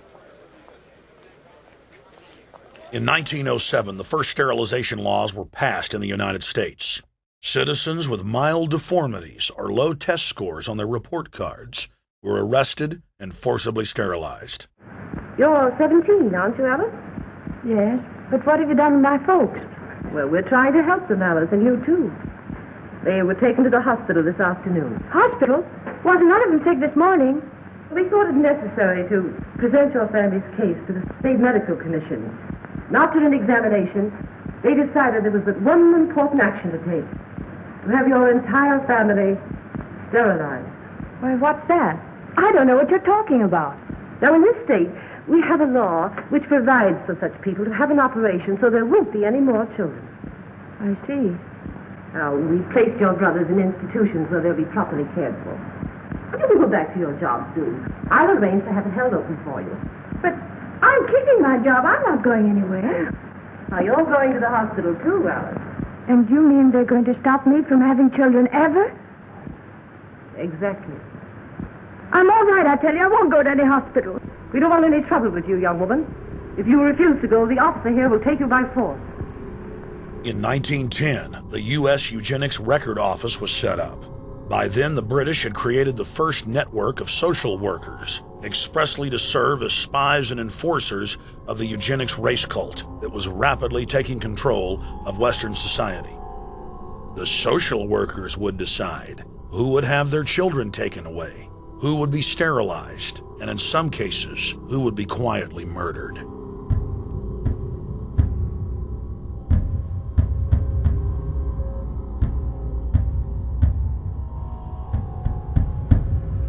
In 1911, the Rockefeller family exports eugenics to Germany by bankrolling the Kaiser Wilhelm Institute, which later would form a central pillar in the Third Reich.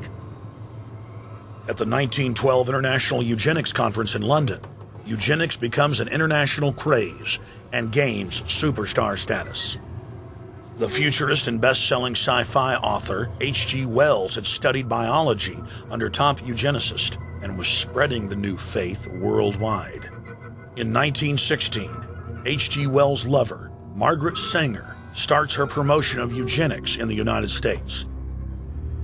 In 1923, Sanger receives massive funding from the Rockefeller family. Sanger wrote to fellow eugenicist Clarence J. Gamble that black leaders would need to be recruited to act as frontmen in sterilization programs directed against black communities. In 1924, Hitler pens Mein Kampf, or My Struggle, and credits U.S. eugenicists as his inspiration. Hitler even wrote a fan letter to American eugenicist and conservationist Madison Grant, calling his race-based book, The Passing of the Great Race, his Bible. Hitler developed the plan for mass extermination of the Jews and what he called other sub-races, as well as the handicapped, from Grant. By 1927, eugenics hit the mainstream. The so-called science was aggressively pushed through contests at schools, churches, and at state fairs.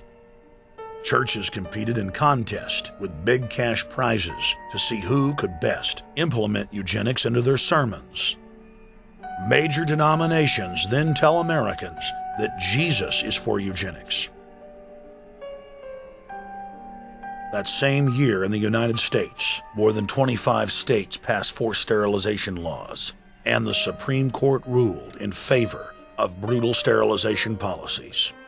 When Hitler came to power in 1933, one of his first acts was to pass national eugenics laws, modeled after laws in the United States.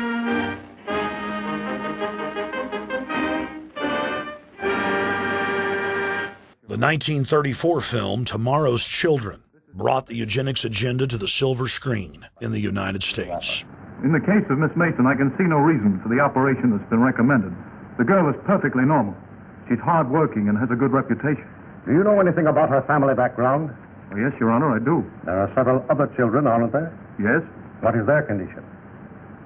One is a cripple. Two others might be classed as feeble-minded. Isn't the oldest son in jail? Oh, yes, I believe so. And knowing all that, you still contend that this girl should be allowed to bring more people like that into the world? She's sound, Your Honor. She's not anything like the rest. Surely she should be given a chance to work out her own salvation. I can't agree with you, Doctor. Suppose she is normal. The chances are that her children will inherit the family taint. Isn't that possible? But, Your Honor, I'm sorry, Doctor. 3 generations of unfit are enough. Petition not allowed. By 1936, Germany had become the world leader in eugenics for taking effective actions to sterilize and euthanize hundreds of thousands of victims. The big 3 of American eugenics, Davenport, Laughlin, and Goethe, were dispatched by the Rockefellers to Germany, where they advised the Nazis on the fine-tuning of their extermination system. With the strong support of the U.S. and England, Germany had gone over the edge, and tens of millions would pay with their lives. At the end of the war, the Allies protected from prosecution the very Nazi scientist that had tortured thousands of people to death. The Nazi brand of eugenics had embarrassed the elites, but they had no intention of stopping their plans. The Allies literally fought with each other over who would get top Nazi eugenicist. It didn't matter if the SS doctors had tortured tens of thousands to death. They were free to go. The Angel of Death, Joseph Mengele, and his boss, Ottmar von Verscher, were not prosecuted, and von Verscher even continued his work in Germany after the war. Eugenicists were angry that their great work had been exposed. They then scrambled to camouflage their agenda. Eugenics Quarterly became Social Biology. The American Birth Control League became Planned Parenthood. New terms like transhumanism, population control, sustainability, conservation, and environmentalism replaced racial hygiene and social Darwinism. Many eugenicists of the previous period engaged in what they called crypto-eugenics. Purposefully taking their eugenics beliefs underground, they became highly respected anthropologists, biologists, and geneticists in the post-war world.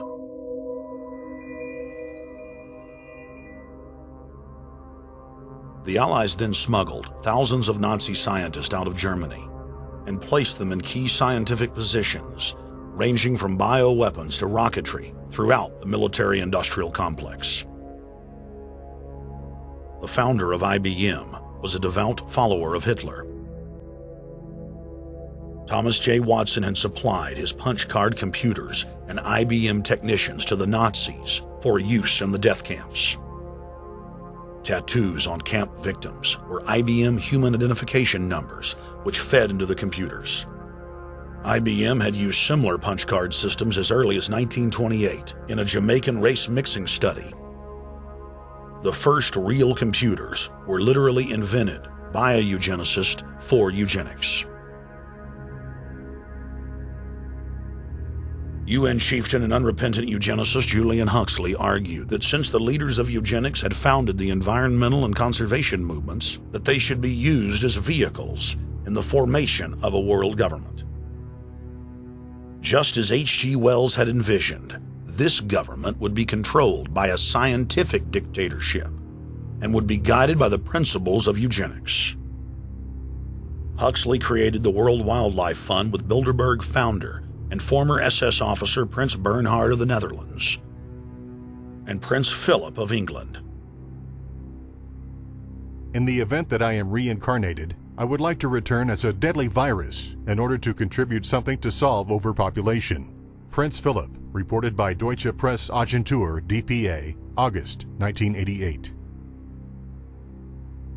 Aldous Huxley, author of Brave New World and brother of Julian Huxley, gave a speech at Berkeley in 1962, shortly before his death. He admitted that his best-selling book, Brave New World, written in 1932, was based not on fiction, but on what the elite were actually planning to implement. And here I would like briefly to compare the parable of Brave New World with another parable which was put forth more recently in George Orwell's book 1984.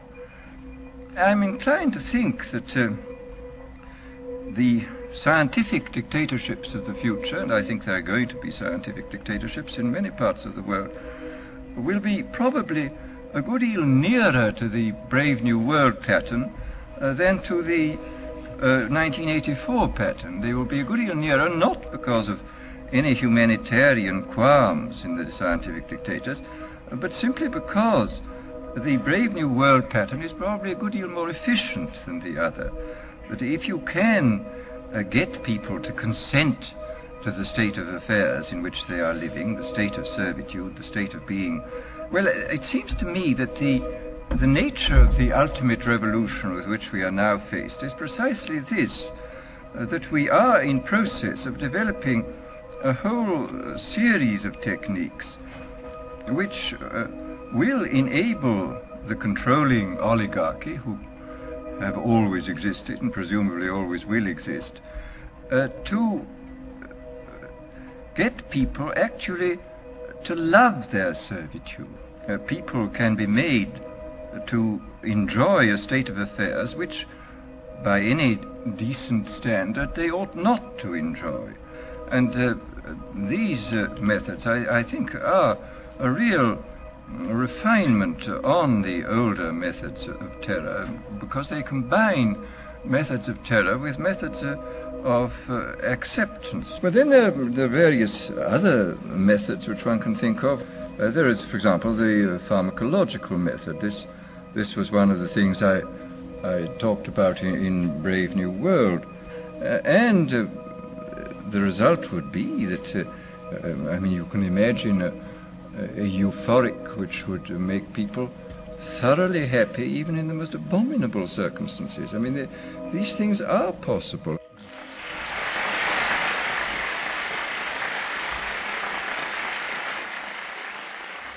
The elite have left a massive wave of destruction behind them as they cold-bloodedly experiment on civilian populations as if we are lab rats. A string of congressional investigations has uncovered more than 20,000 secret tests that were carried out against the American people between 1910 and 2000. One well-known eugenics study, the Tuskegee Syphilis Project, killed hundreds of blacks and spanned 40 years until whistleblowers exposed it in 1972. From 1943 until present, the British have tested lethal nerve gas on their own personnel, on land, air, and sea. Many died instantly. Still others died grueling deaths over several years. The federal government commissioned secret radiation experiments on thousands of non-consenting patients. Hundreds of hospitals in the U.S. injected healthy men, women, and children with uranium and plutonium at dosage levels ranging from non-therapeutic to lethal, killing many of the test subjects. Pregnant wives of GIs were given vitamins by base doctors that actually consisted of highly radioactive uranium-239 and plutonium-241, resulting in violent miscarriages and the death of the mothers.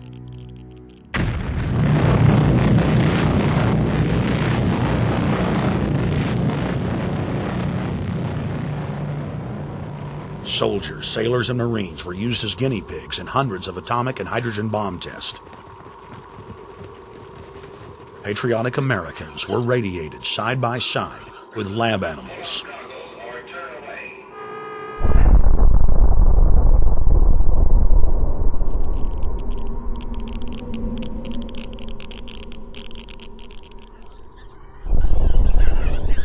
Pilots were forced to repeatedly fly through mushroom clouds of DNA-destroying radiation.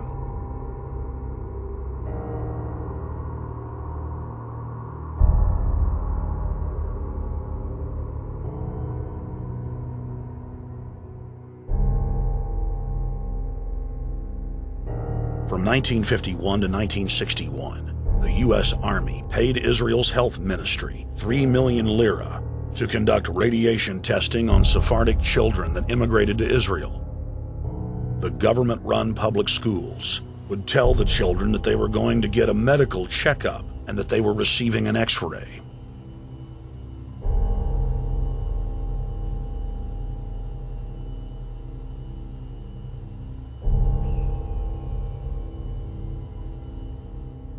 The Pentagon had already radiated more than 4,000 institutionalized children in the United States, many of which had died. More than 110,000 of the darker-skinned Jews were given 35,000 times the maximum dose of X-rays to the head repeatedly. Many of the children died within months. All of them lost their hair. Some still live today and endure excruciating health problems.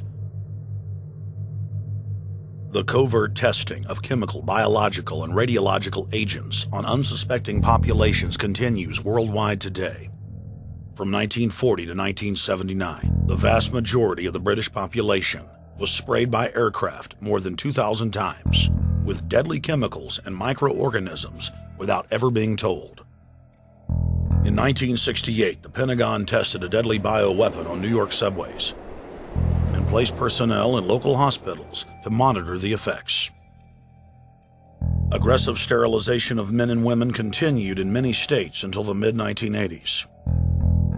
The United States and England are currently testing pesticides and highly toxic experimental drugs on tens of thousands of healthy foster children, many of which die as a result of the experiments.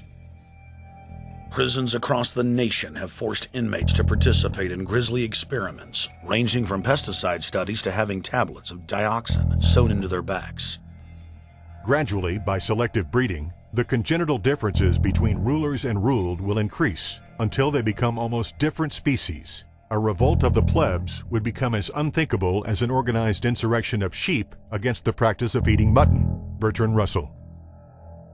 H.G. Wells, Aldous Huxley, Bertrand Russell, and hundreds of other eugenicists constantly bragged about how the establishment believed themselves to be a separate, more advanced species than the common man. Top eugenicists were bold enough to admit that their real goal was not improving the heredity of the commoner, but to further dumb them down so that they could be more manageable. Nobel Prize winner Russell wrote at length about how vaccinations filled with mercury and other brain-damaging compounds would induce partial chemical lobotomies and develop a servile zombie population. Diet, injections, and injunctions will combine from a very early age to produce the sort of character and the sort of beliefs that the authorities consider desirable, and any serious criticism of the powers that be will become psychologically impossible. Bertrand Russell.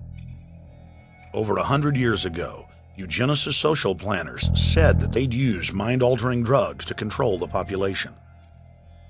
By 2007, more than 20% of the U.S. population were on some type of prescription antidepressant. But in the case of foster children, a sector where the state has total control, at least 2/3 are forced to take a cocktail made up of, on average, 7 psychotropic drugs. Chairman of the Texas Society of Psychiatric Physicians, Joe Burkett, testified before the State House Select Committee hearing on psychotropic drugs in foster care and shocked the public when he said that 2/3 of foster children in Texas had been placed on psychiatric drugs because they were very, very sick from a bad gene pool. A lot of these kids come from bad gene pools. They don't have stable parents making good decisions. Besides the gene pools, they've then been traumatized by abuse, neglect, and problems, and then they've been traumatized by separation, and all those things predispose to mental illness. The Western world is now implementing eugenics pre-crime policies. Fetuses are now being pre-screened according to family histories of crime. From Portland, Oregon to London, England, Child Protective Services are enrolling newborn children into criminal databases at birth and forcing them to attend probation hearings at age 2. The overlords of scientific dictatorship are ruthlessly prosecuting a war on our most defenseless. In December of 1974, the U.S. government made third world population reduction a central national security issue. The operation plan, titled National Security Study Memorandum 200, was simply a regurgitation of the British Commission on Population created by King George VI of England in 1944, which openly stated that populous third world nations posed a threat to the international elite's monopoly of global power. The Kissinger-authored U.S. plan targeted 13 key countries where massive population reduction was called for. Kissinger recommended that IMF and World Bank loans be given on condition that nations initiate aggressive population control programs, such as sterilization. Kissinger also recommended that food be used as a weapon, and that instigating wars was also a helpful tool in reducing population. In 1972, the Nixon White House also implemented a eugenics policy which was directed by George Herbert Walker Bush, then United States Ambassador to the United Nations. Bush advised China on the formulation of their one-child policy and directed the federal government to forcibly sterilize more than 40% of Native American women on reservations. The Bilderberg-dominated Club of Rome advocated environmentalism as the best front to implement population reduction. Western populations would accept serfdom if it was packaged as saving the earth.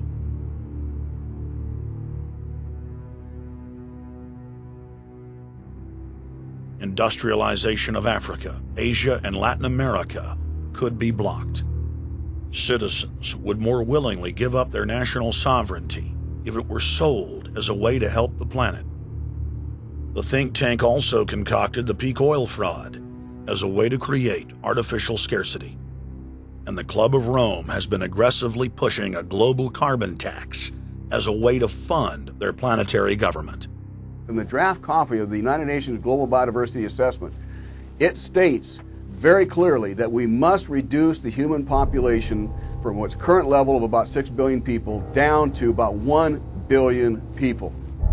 In the 1970s, South Africa developed race-specific bioweapons to target blacks and Asians, and then subsequently sold the technology to Israel in the mid-1980s.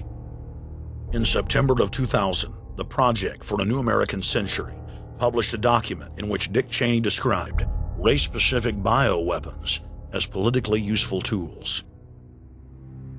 And somebody mentioned, well, why would they want to reduce the human population when that means less money for them?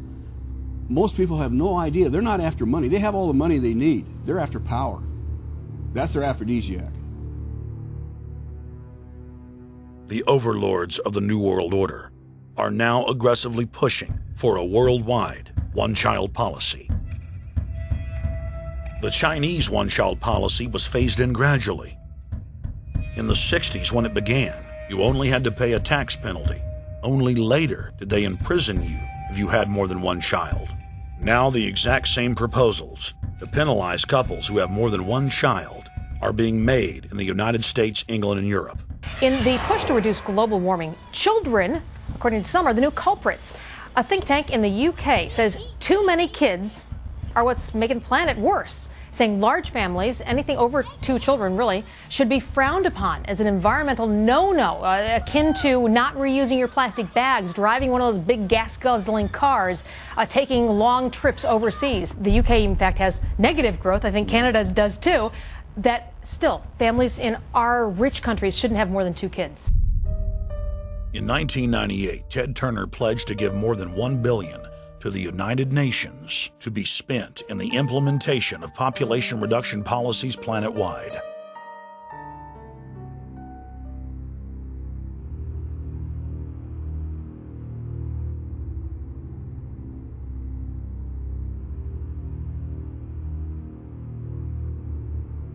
In 1999, the Bill and Melinda Gates Foundation gave $2.2 billion to Planned Parenthood, the United Nations Population Fund, and other population reduction groups. By 2007, the Gates had given more than $30 billion, almost exclusively to population control groups. The controlled corporate press cynically reported that the Gates were giving the money to help third world children. Bill and Melinda Gates were dethroned as the world's most generous philanthropists when their friend and fellow population reduction enthusiast, Warren Buffett, gave $37 billion to fund an army of population control groups. And I actually think the world will be much better when there's only 10 or 20% of us left. Dr. Eric Pianka. Prominent University of Texas biologist Dr. Eric Pianka, while receiving an award from the Texas Academy of Science, said that the worldwide AIDS pandemic was, quote, no good, it's too slow, and went on to laud the virtues of Ebola because it would kill 90% of the world population quickly. When his statements erupted into a national controversy, his graduate students defended him, stating that Pianka was too conservative and that all humans should be killed. But most frightening was the fact that in a crowd of over 1,000 prominent scientists, local newspapers reported that 95% of those in attendance gave Pianka sustained standing ovations every time he extolled the virtues of mass-culling microbes and man's destruction.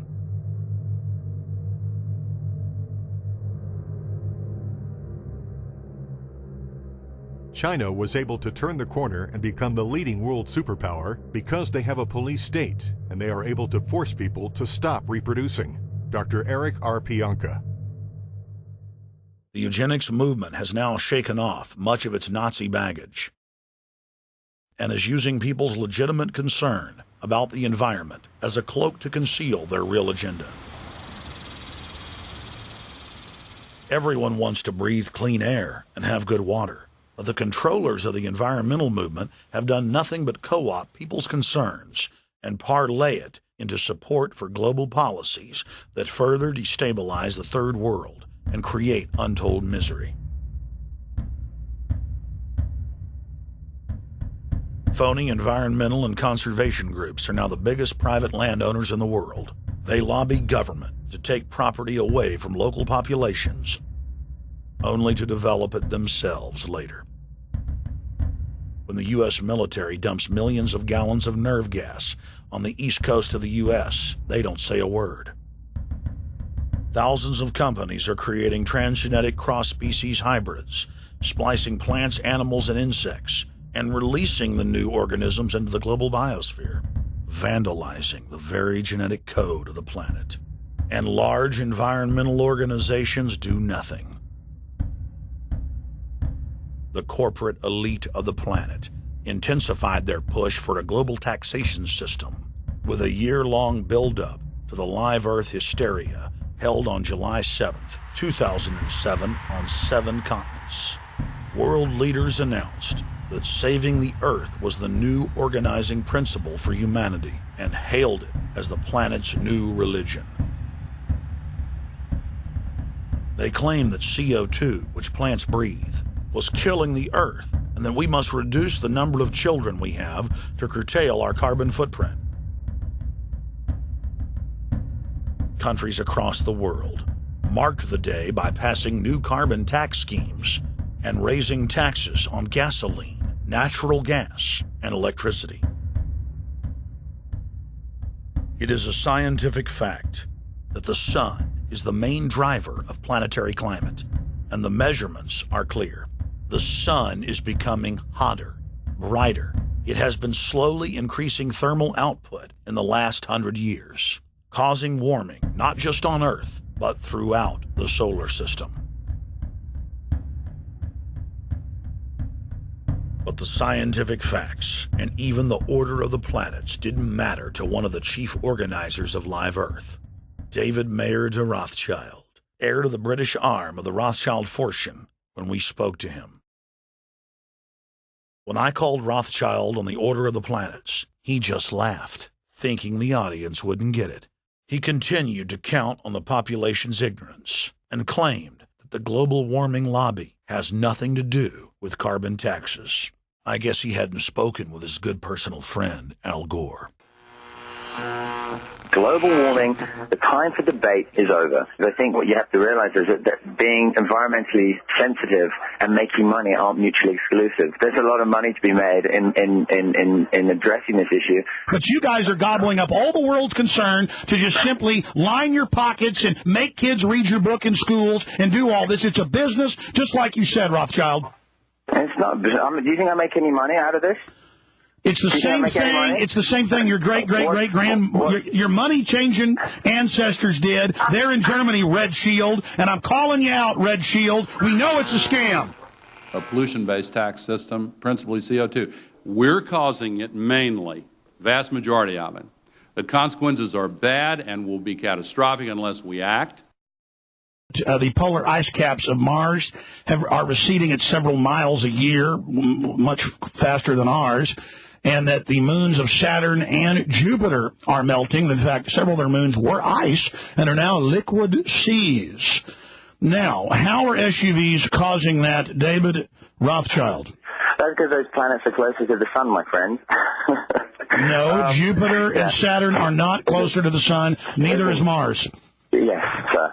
I think you'll find, right, that the very simple matter, and what I wanted to say, and this is my final point, forget your taxation theory, because actually it's not taxation. Put a price on the carbon. A tax is the best way. Cap and trade can also do it. If there were a carbon-based tax, would there be a need for an economy-wide cap and trade system? They are not either or. We can do both. I am in favor of both.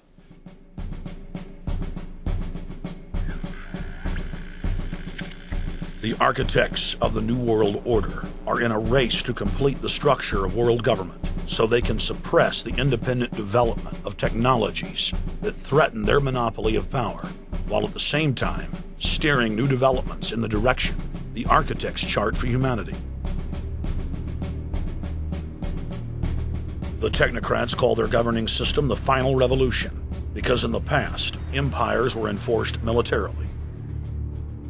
Now enforcement is primarily psychological and economic, and society itself is a construct of the elite who operate outside the controlled paradigm and control the civilization within, just as a child maintains the environment of a fish tank. We are like lab rats, living out our entire existence, never questioning the confines of the cage or the scientists who experiment on us. New World Order engineers have hijacked human destiny. Its controllers have closely studied human behavior for more than 100 years and are now steering us with expert control, using our primitive drives and desires as levers. They have developed their mind control systems to the point of being able to control the average unconscious person like a car.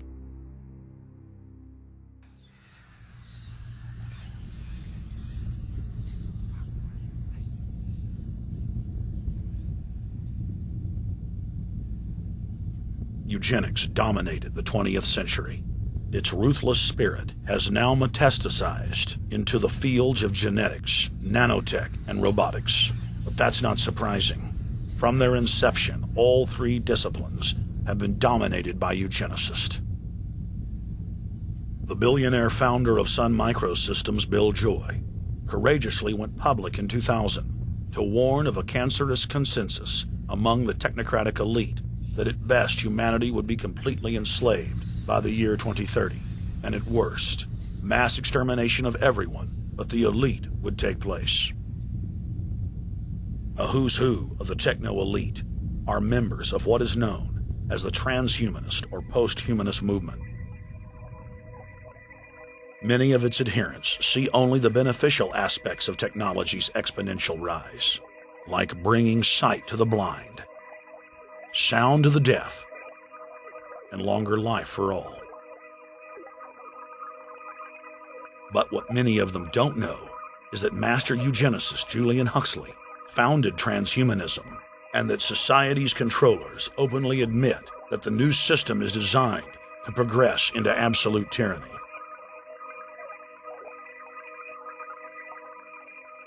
Leading transhumanist Ray Kurzweil boasts that technological advancements will allow those that can afford it to live forever, but admits that most won't be able to keep up with the new master race.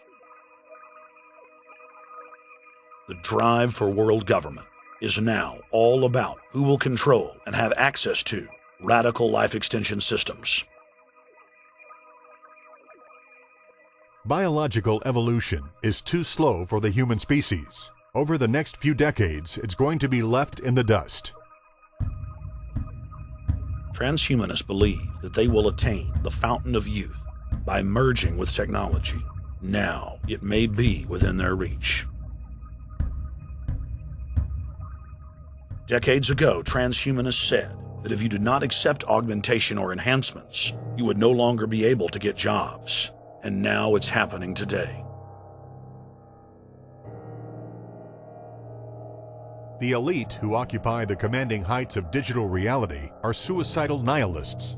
Suicidal nihilists know that there is no longer any substantive purpose to their willing, but they would always prefer to go on willing than not to act at all. They can very happily ally themselves with the notion of nuclear holocaust or perfect exterminism. Technology has become so powerful in its capacity for destruction that free humanity cannot afford to let psychopathic technocrats with delusions of grandeur repeat the mistakes of their forebears, because it is highly probable that this time they may destroy everything, including themselves in their mad rush for godhood.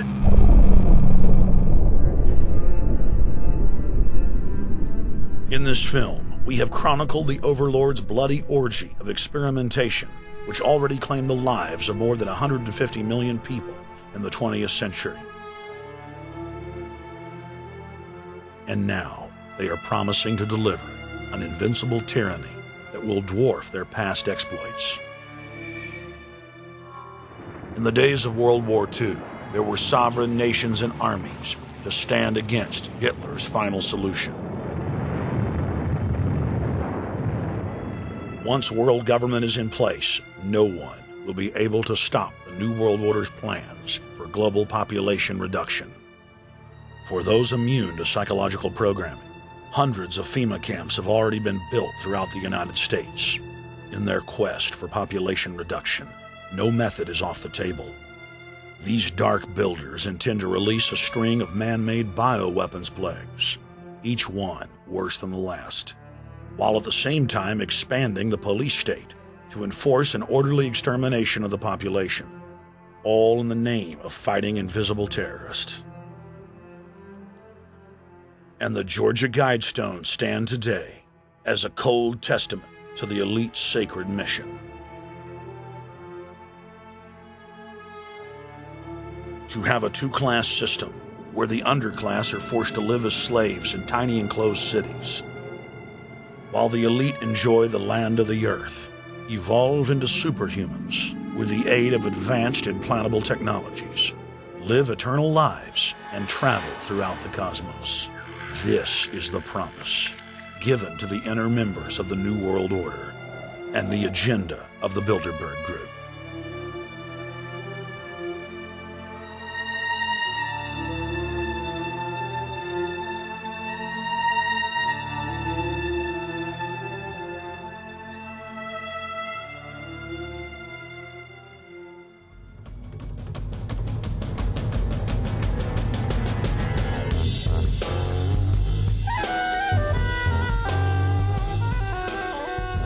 In 2007, Jim Tucker continued his 30-year quest to expose the globalist by traveling to Istanbul, Turkey, the site of Bilderberg, 2007.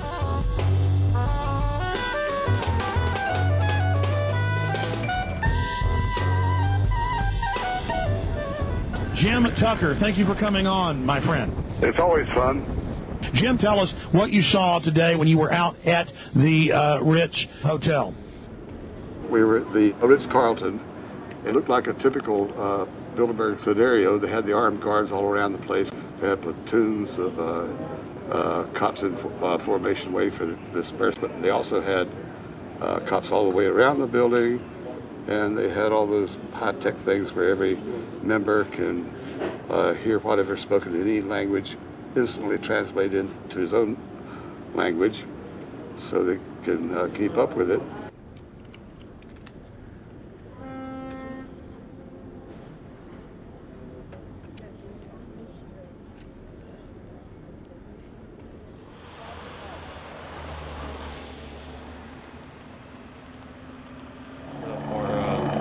Spotlight then, I'm doing the same thing for American Free Press.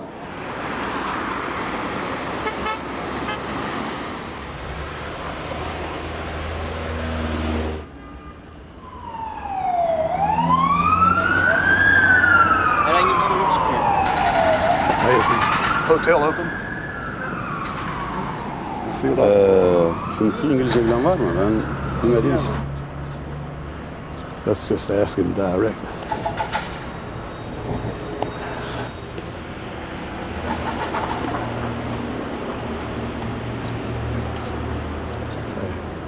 Is Bilderberg meeting here this weekend? You can look this way. We had my two personal cops following me today. I was not aware of it because my nose is always sticking to the camera and my jaws are always flapping. But the TV crew said those guys are going to follow you.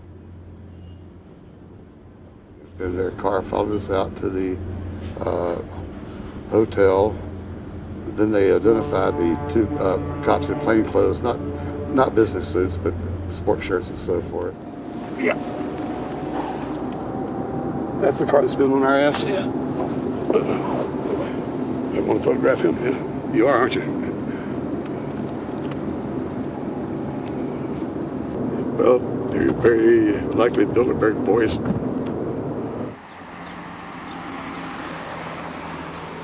John Elkin, owner of Fiat and a fellow Bilderberger, thought that they could take a stroll off the grounds without being noticed by the commoners. I was thinking about that.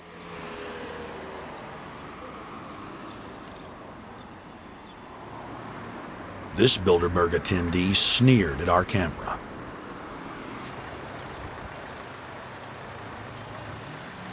This carload of kingpins gave the media a murderous look and seemed shocked that they would dare point a camera in their direction.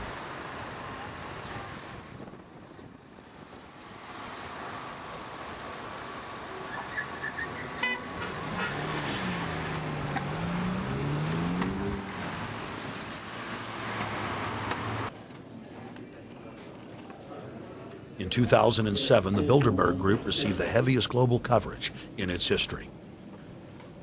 Jim Tucker witnessed press conferences attended by hundreds of members of the media and a new generation of info warriors, like reporter Paul Dornanu of Romania, are tracking the elite no matter where they hide. Expunem acest grup Bilderberg. Now, Jim, my governor, Rick Perry, it's in the front of the Dallas Morning News. The headline reads, Texas Governor Rick Perry to attend Bilderberg. What does it mean to have the governor of Texas in the Dallas Morning News just admitting he's going to Bilderberg Group? It means he's a potential president, even as the obscure governor of Arkansas, Bill Clinton, lost his virginity at the Bilderberg meeting in Baden-Baden, Germany in 1991, and he's elected president the following year. Now, if he goes nowhere in a run for the White House in the years ahead, they'll drop him like an old shoe.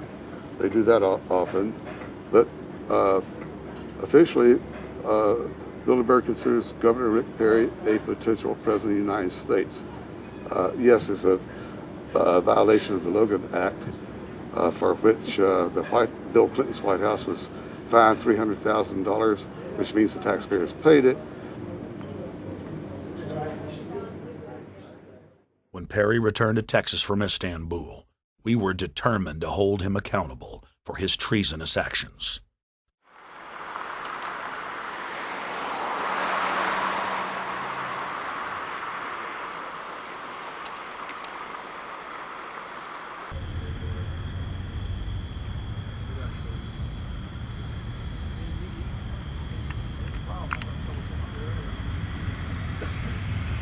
We don't want our roads, our water, our power plants, our entire infrastructure turned over to the New World Order.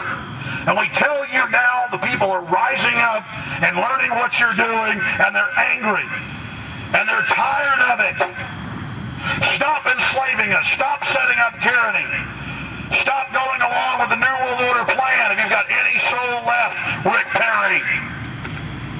The First Amendment still exists, Perry, and we're back here again tonight telling you we're not going to put up with it. Long live the Republic!